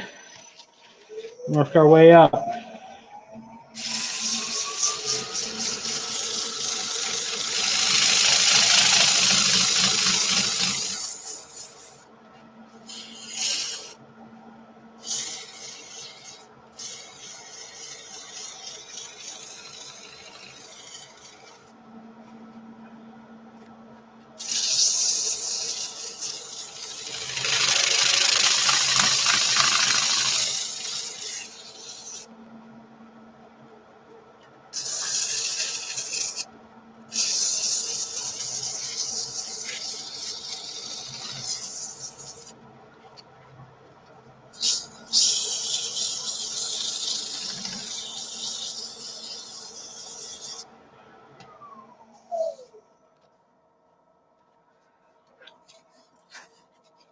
Looking good. My goodness, it sure does gum up. Get a bit more of that 150.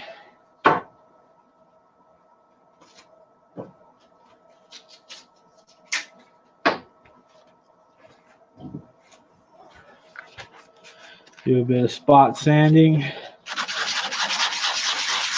Sometimes hard to get right up around this edge when you get decent pressure on it when you're just sanding with the lathe on.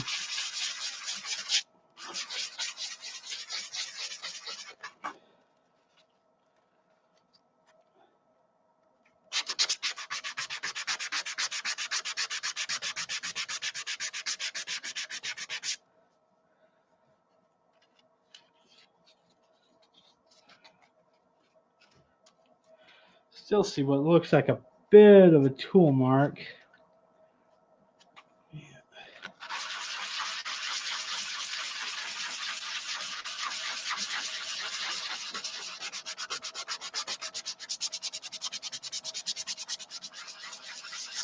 There we go.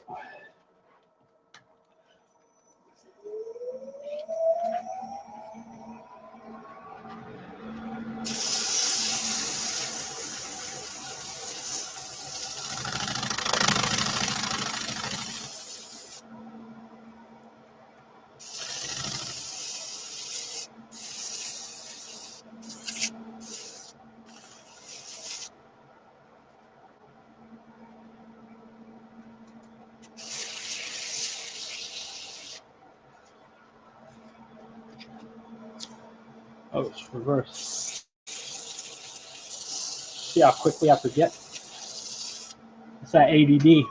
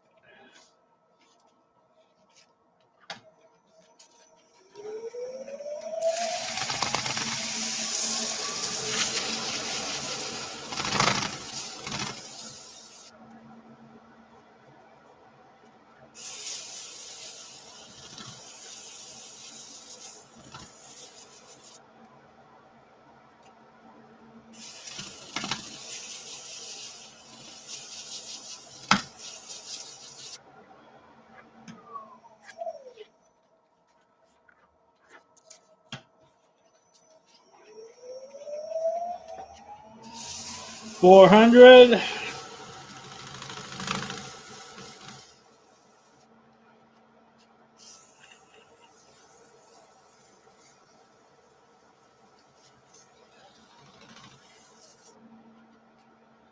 And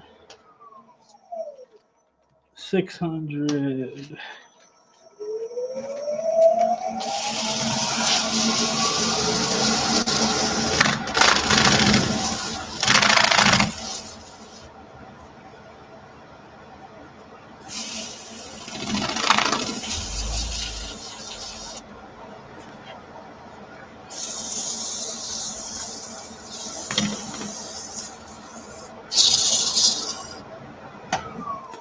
All right. Cool. We lock this up. We'll flip her around, and I will check out the comment section. See how everybody's doing.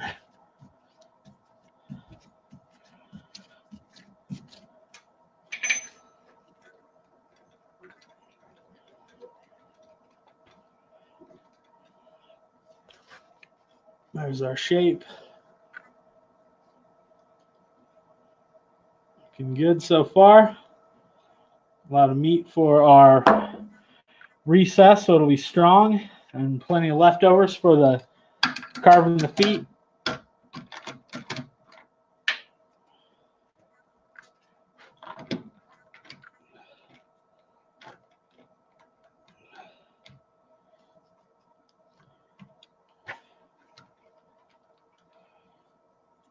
Looks like it's nice and true. You don't want to over tighten this. It's very easy to split out a bowl when you're by over tightening in the recess. That's one of the reasons I prefer tenons. That, and it gives you a little bit extra meat in the bottom of the bowl just in case you go too deep when you're hollowing it. All right, let's switch over to the old comment section. I'll have a little break here and see what everybody's up to.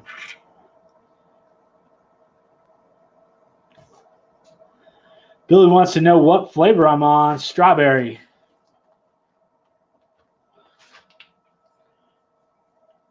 One of my favorites. As you can see, I don't discriminate between bubbly and LaCroix. They each have their merits. Winter harvest is better for wood. Cool. Thanks for that info, Jason. Let's see. When will you be doing the finish work on the rough cut bowls? Depends on how fast they dry. I guess it's going to be a couple of months until they are dry enough. I will keep an eye on them. I have a little moisture meter so I can kind of check and see when the moisture level equalizes, and then I can finish them off. Patrick, thanks for sharing that link to Jimmy's website too. He has some excellent tools. Billy Burt loves his Jimmy Clues quick change. I love mine too, man. All three of them. Big fan. Let's see, from Patrick. What finish will you put on the bowl or will you wait till it dries? This one I'm going to wait until I get the feet carved, and then I'll let it probably dry a little bit. But I'll do walnut oil. It'll be a nice finish that I won't have to put it back on the lathe and like buff it out. So, and it's also one of my favorites. Yeah, we got a nice smooth finish on this bowl. I'm really pleased with how it's looking so far. So if you guys are ready, let's do some hollowing. We got 7 people out there watching. Get this one rolling.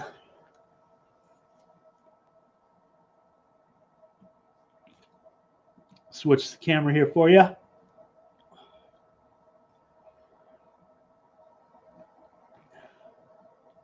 One more from Kathy. Do you have any ready to finish now?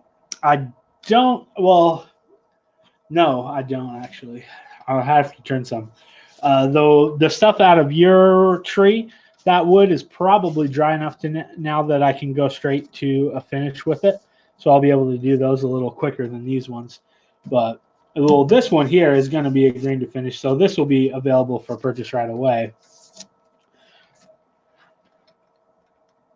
But yeah, the other ones are already finished and dry, but I don't have any like rough turned ones that are ready to be finished turned at the moment.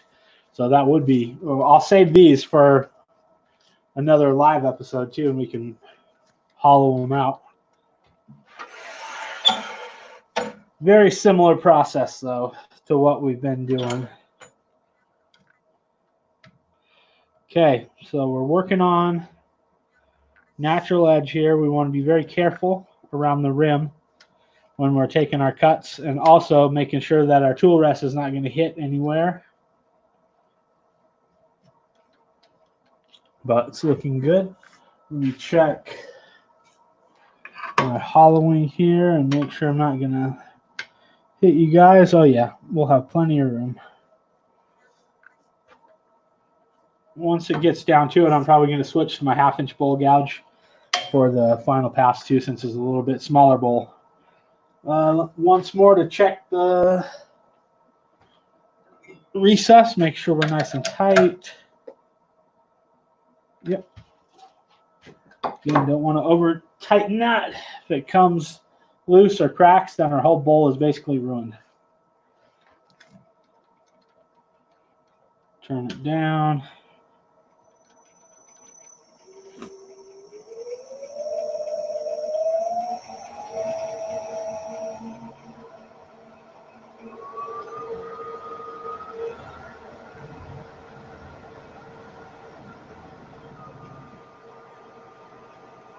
Okay. About 720.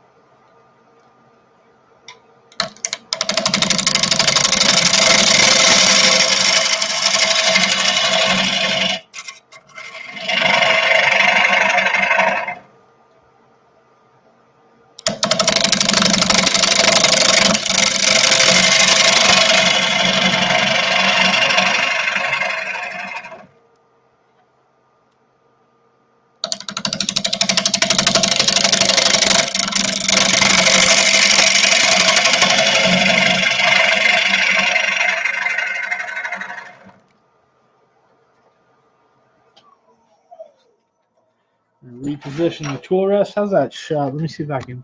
Might be able to move you a little bit.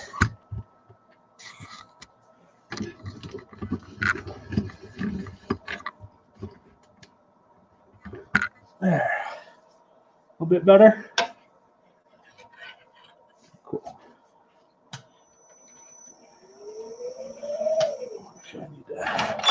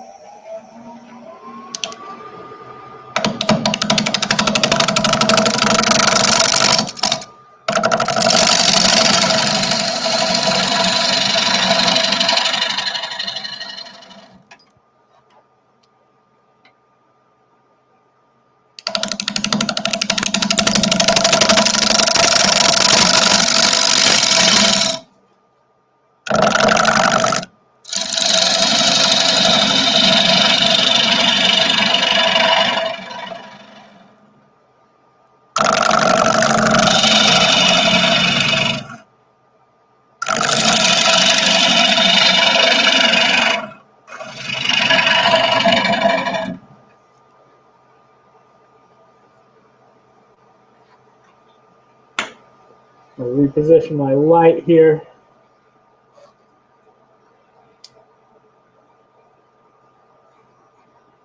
That way I can get a good eye on the rim.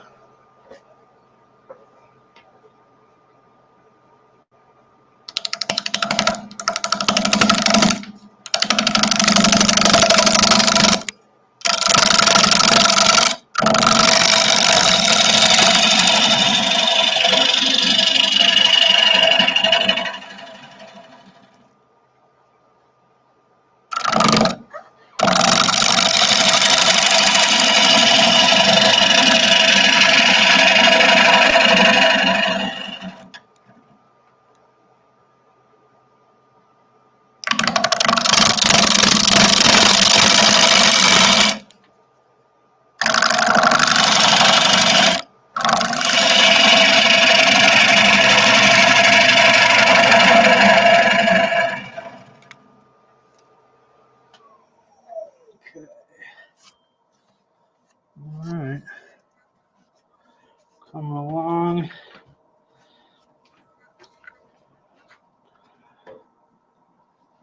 Get ready for our finishing cut. I'm going to reduce the wall thickness a little bit.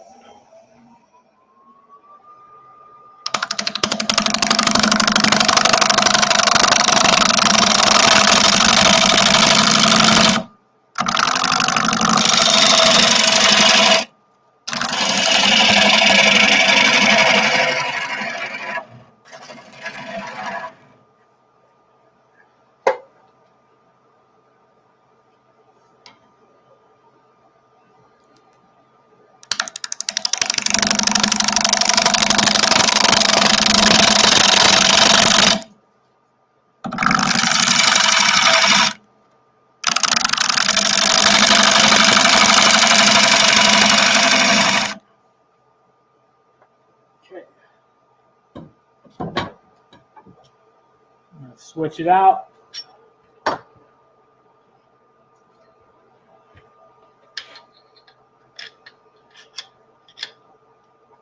Let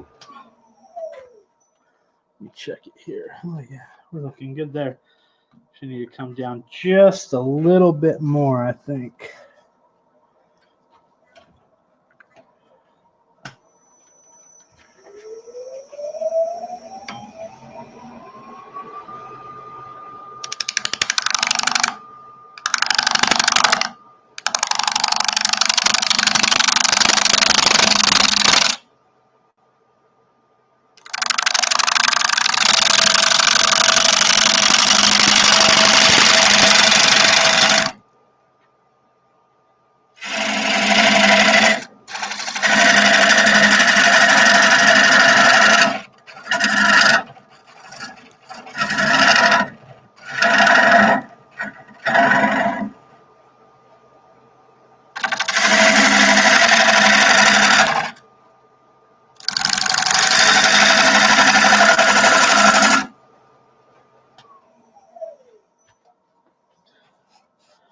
Okay.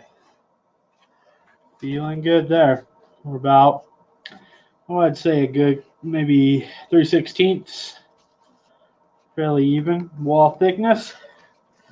Can feel a little heavy right here.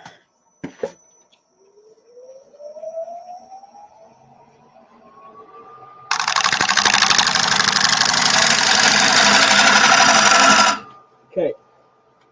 Now I'm going to switch to the bottom finishing bowl gouge. And we should be good.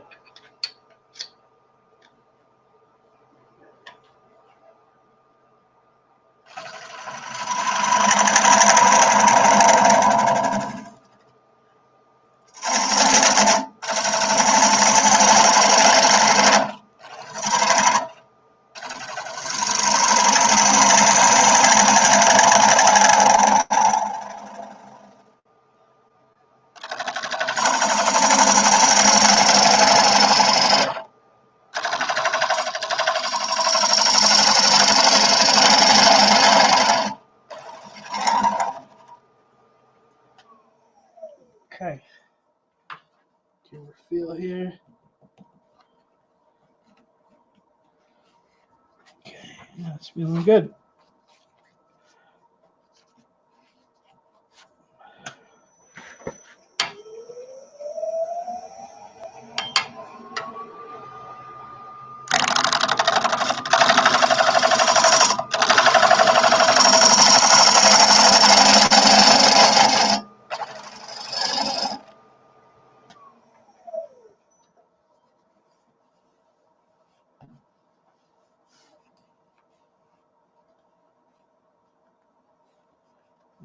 That's good there.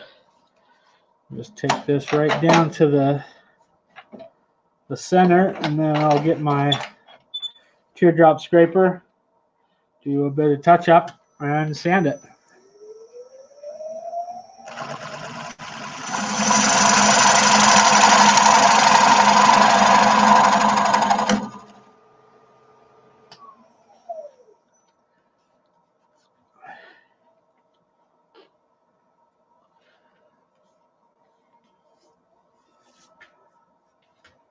All right.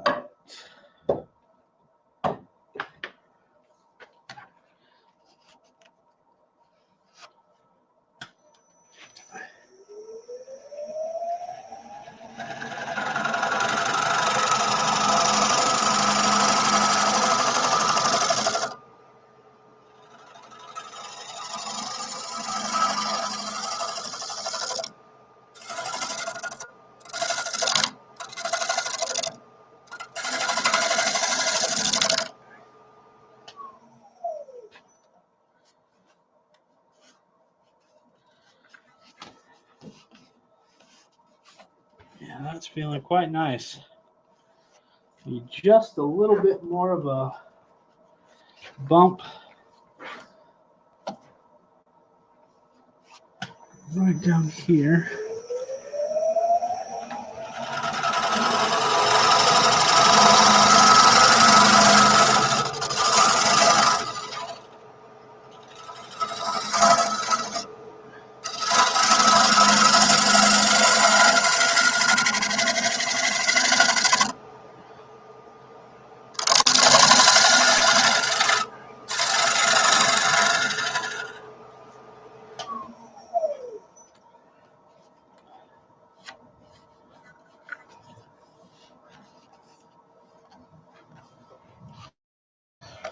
Okay, I think that's good. Right there. Let's get to sanding. There's some tool marks in there that would benefit from me cranking up the speed and taking another cut. But the issue with that is, since this is so thin, the more it spins, there's more centrifugal force, and it's going to want to rip this bowl apart. So I'm worried about losing, a few of these delicate pieces of bark on the end. So instead of that, I'm going to use the power sander with some 120, clean it up, and then I will go on with the regular sanding.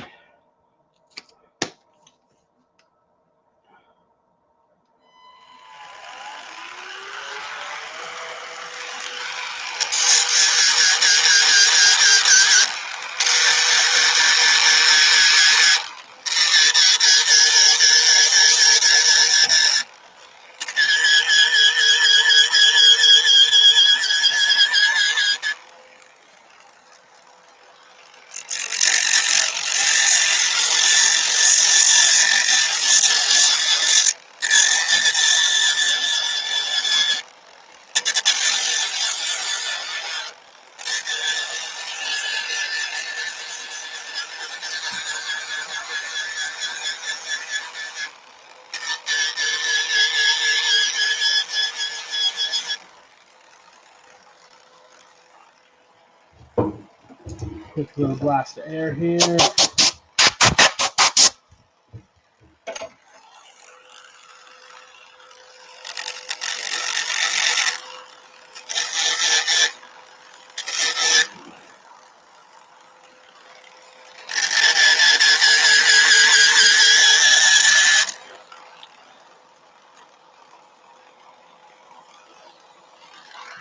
Okay.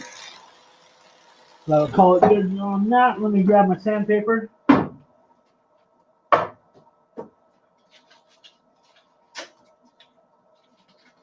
double up on the 150 just in case. Remember from last time. 3D 240.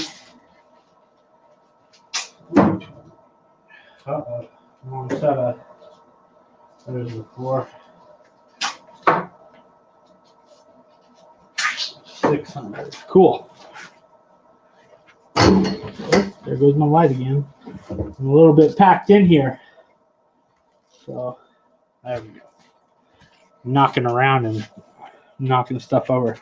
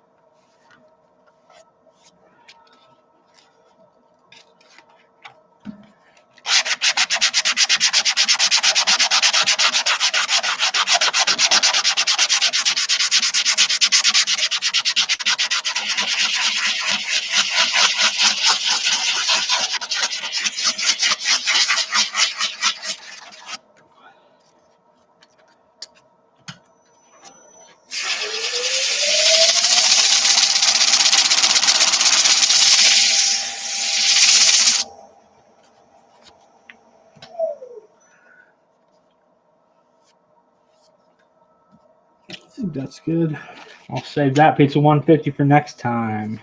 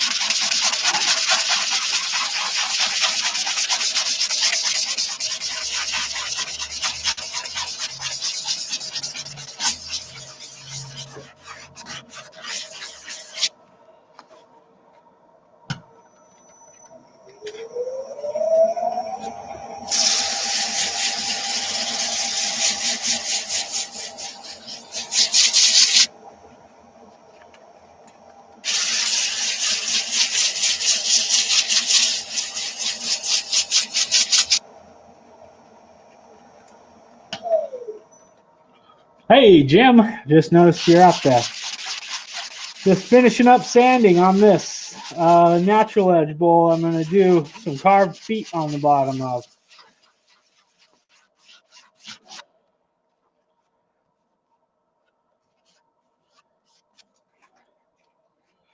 All right, 320 next.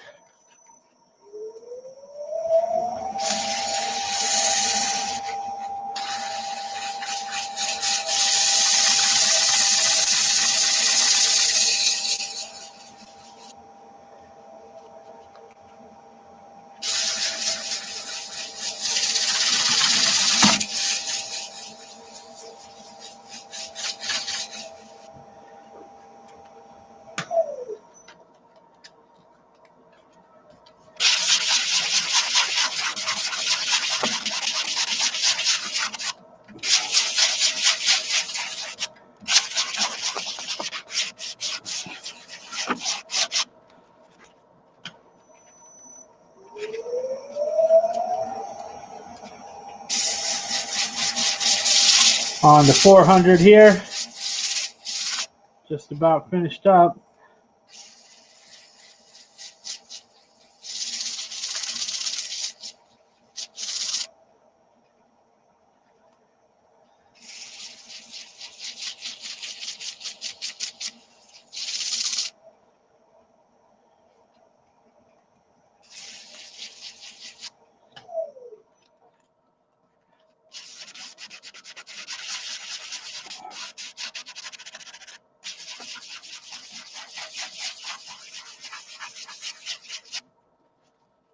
Okay, 600.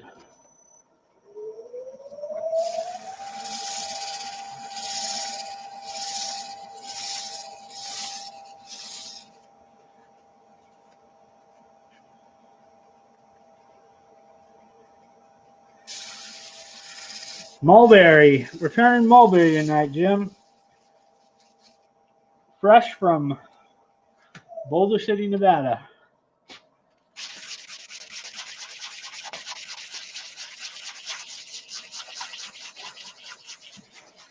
These are from a few historic trees here in town that were really old. They were planted, back probably close to when the dam was being built, right when Boulder City was just being founded. Well, I guess it was around a bit before then, but yeah, they're old.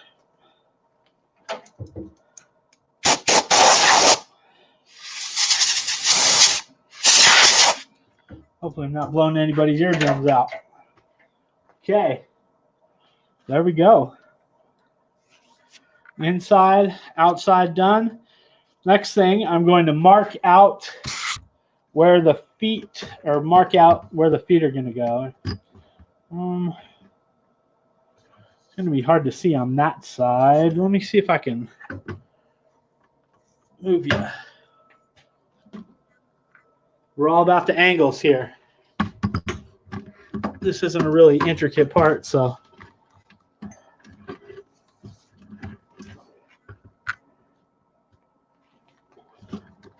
One thing I will need is that terrible pencil.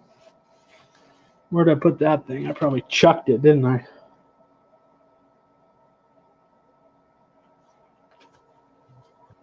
Ah, here's a not so terrible pencil.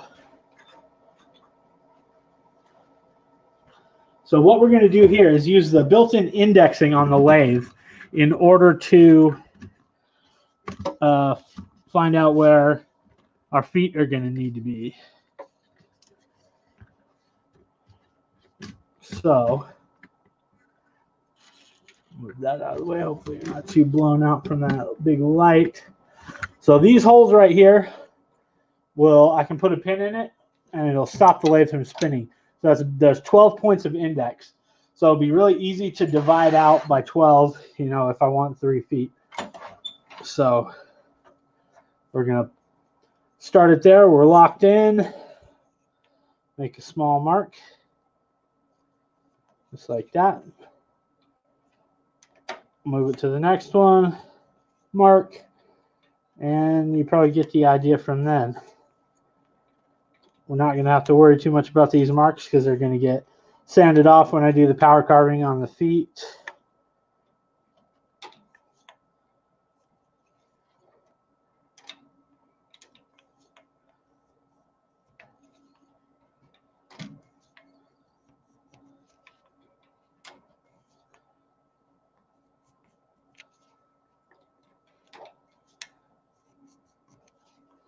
Almost there.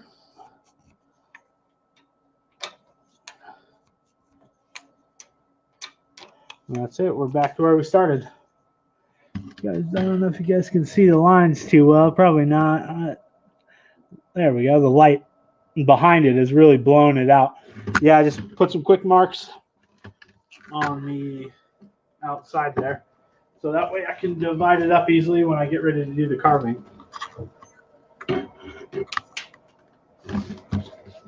I'll be interested to see how well this greenwood carves too. I've usually just used carved with dry wood, so who knows? I might have to wait for it to dry a little bit. Okay, next step, flip it around.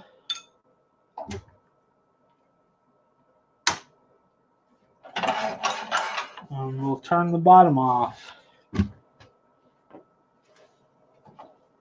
see if this is going to fit in there.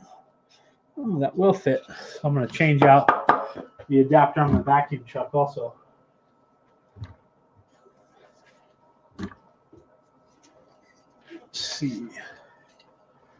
Bear with me here for a second while I grab some tools to do this.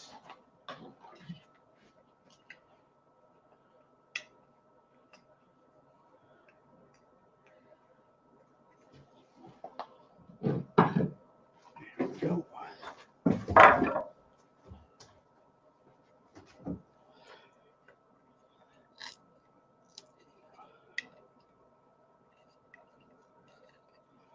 This is just a quick DIY. I don't think I talked about this part of my vacuum truck last show. This is a piece, machined aluminum piece that accepts 2-inch ID PVC adapters. So then I just cut a little recess in the back of the wood so this will fit in there nice and snugly.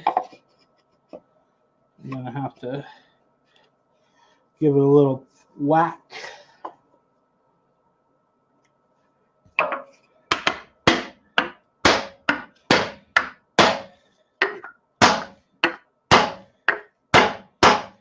Sorry about that. Hope I didn't blow your eardrums out.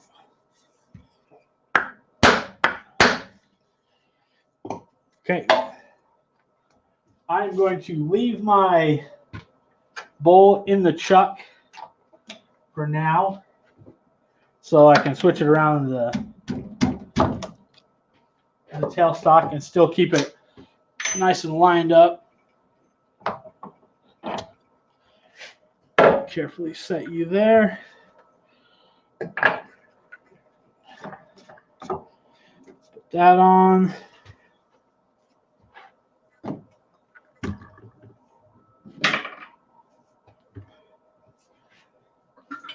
Bring my tailstock up.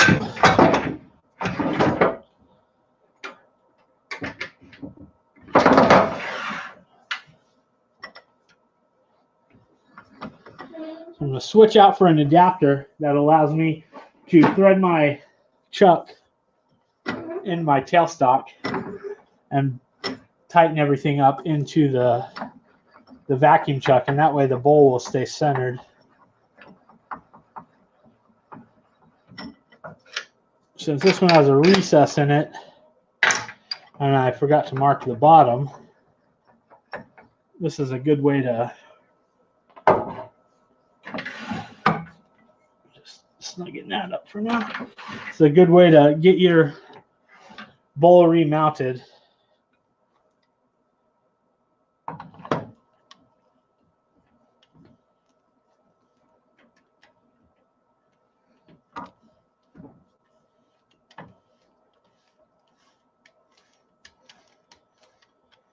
Okay.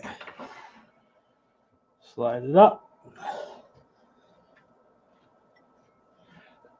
Tighten it down. Snug it up. I'm going to turn my vacuum chuck on. Make sure we're pulling the vacuum. Oh yeah, we've got a nice strong vacuum.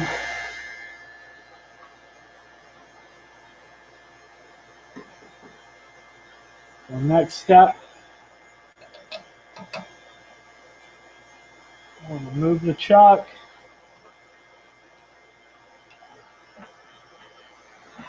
tailstock away. Make sure it's,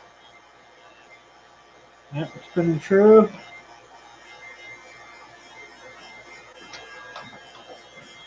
I'm going to take my chuck off. Put my cone center back on.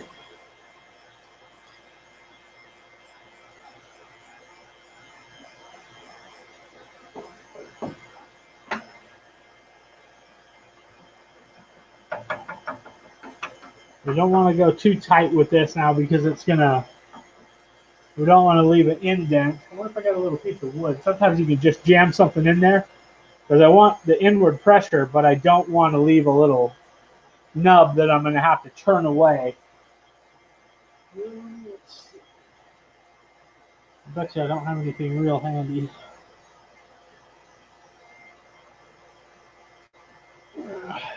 How about my other one? That one's still going to leave a mark. Well, let's be gentle.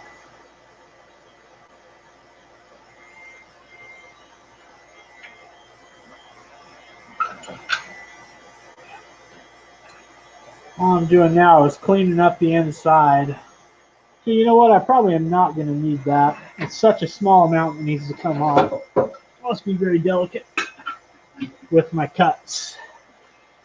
I really just want to clean up the inside and try to match the curve. For that, I will use my little teardrop scraper.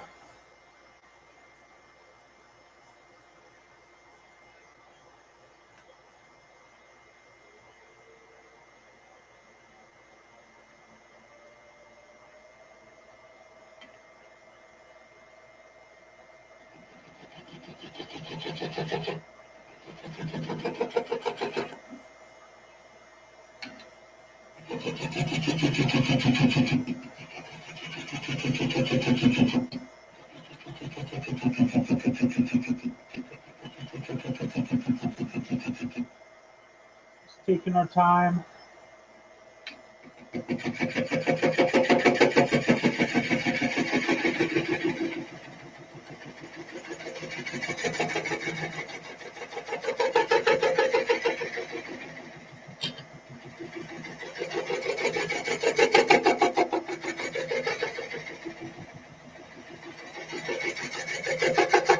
Rounding off the bottom. I may come in with my spindle gouge.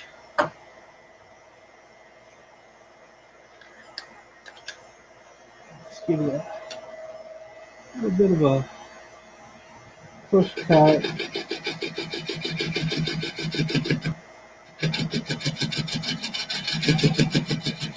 Very gently.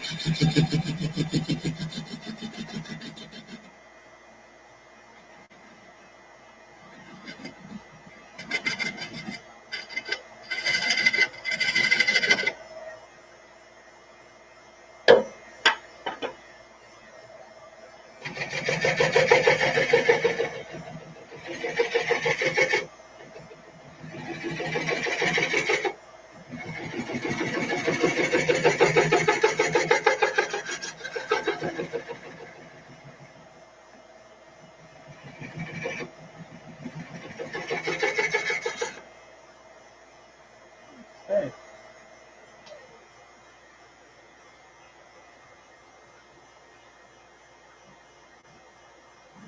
I think that should do it. I'm also going to come back and ease over this recess just to make it a little easier on me when I'm carving it.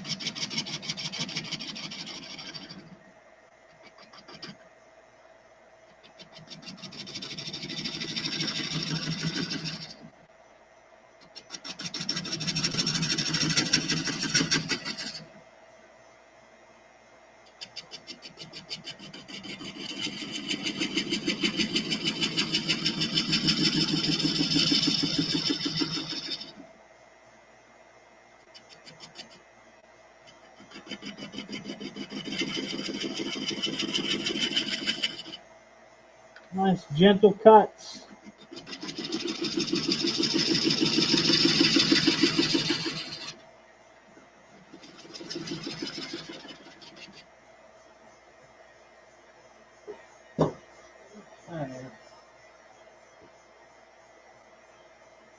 need to find I got a little Allen wrench to adjust this so I can get it right back in this corner. Maybe I can, yeah, let me be a little bit safer.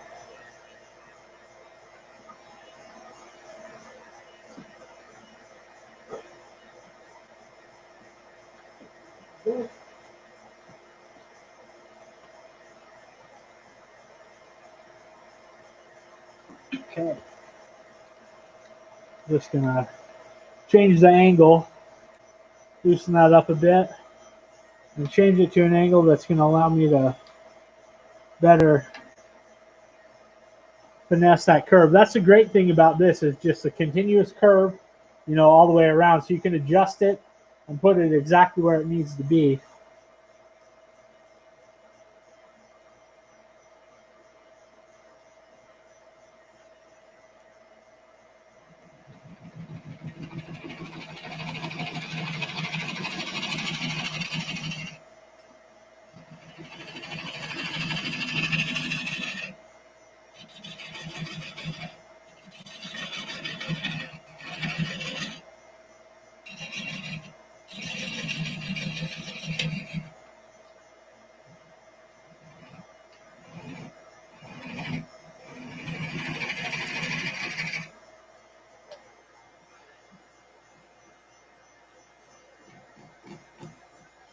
I'll just do it. Maybe.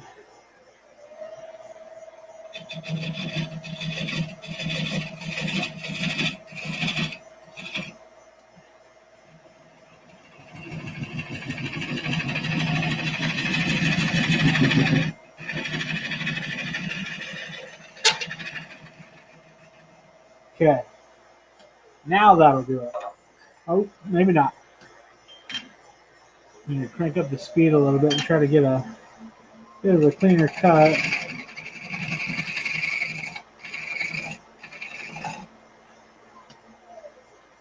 There we go. Nice. Yeah, and I got a nice smooth transition there. So I'll be able to just cut away at the feet. Should look pretty good when we're done.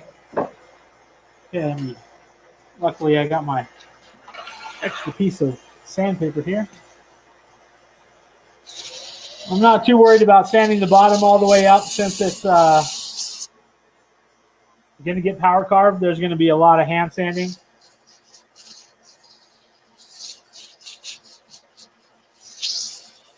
But we'll get it mostly smoothed out.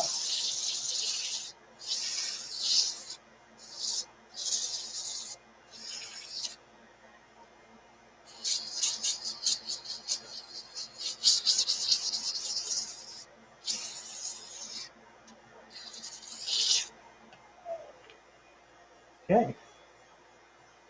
I think we're done. Ready? Let's catch it.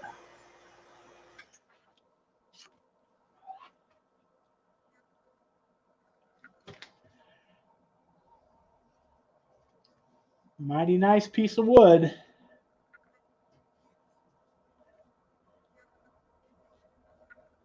You can see the transition down in there. It's hard to see the dome in the middle. It's a little higher than it tapers down. And then the outside, the idea is to match the curve on the bottom with the curve on the outside the best you can. And then we'll carve away most of it. So we're just left with 3 little feet that look like they've been kind of pinched out of the bottom, sort of sculpted in there. I can't resist right now, though. We're going to put some walnut oil on this just for fun. I can't do you guys like that. You stuck around with me for the whole show. So we need to get some finish on here.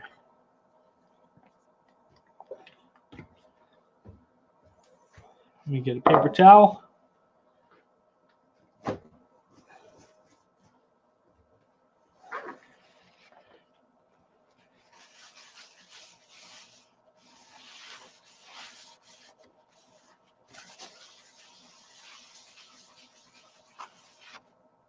Oh, yeah. Well, this camera really isn't doing this stuff any justice. I'll get some nice photos taken of it tonight. We'll throw it up on Instagram.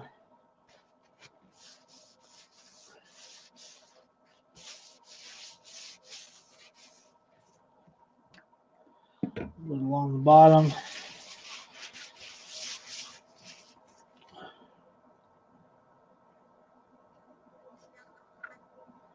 Yeah.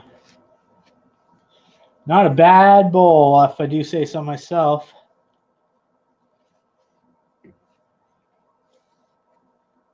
Cool. Let's recap, shall we? I think we had a pretty good eventful evening. I might call it after this. We've been on for about 3 hours now. I need to go eat some dinner and make sure the kids aren't driving my wife nuts. Let me switch cameras here. Move that light out of the way. Okay. I'm not letting my hair down tonight. Maybe next time. Unless somebody asks real nice. So, recap. Here's the two we did earlier, the rough turn bowls. Again, both mulberry. These will be ready in a little while. Got to coat them with some wax and set them up and let them dry. And our nearly done natural edge that will have carved feet on the bottom of it. I may sit down and do those tonight after I eat some dinner. I'll at least see how well the little carving bit that I have does. Keep an eye out for this. It'll be up on my Facebook page, available for purchase too. And thank you to everybody out there for tuning in again and watching. It really means a lot to me. I enjoy doing the live streams. Let's go to the comments real quick. Oh, Patrick says vacuum chuck for the win. Heck yeah, I love mine. Billy says looking good. Thank you very much, sir. Jason says very nice. Other Billy says incredible. Let's see. And Billy Bird says, you said you're going to carve the feet on it, right? That is correct. I'll be carving. It'll be a 3-footed bowl. Natural edge with 3 little carved feet in there. So they'll just kind of hopefully look like somebody sort of pinched them out of the wood, and everything else will blend smoothly from the top to the bottom. Richard and Debbie, thank you very much for tuning in. I'll have another one. I'm thinking Tuesdays and Thursdays I might start doing them. That way I can put them up a little earlier, and then people will have more notice, and maybe we can get some more people in here hanging out. Yeah, keep an eye on Instagram, and I will keep. And Kathy says another great show. Sweet from Billy Burt. Thank you, sir. But yeah, keep an eye on the Instagram. I'll get some nice pictures of that one as soon as I get the feet carved. Probably do some stories on there too of the carving process. Yeah, thank you so much for watching. I'll put out another live show soon. Keep an eye out for a couple more regular YouTube videos that I got coming as well. Until next time, keep those shavings flying, as we say on the podcast. Bye.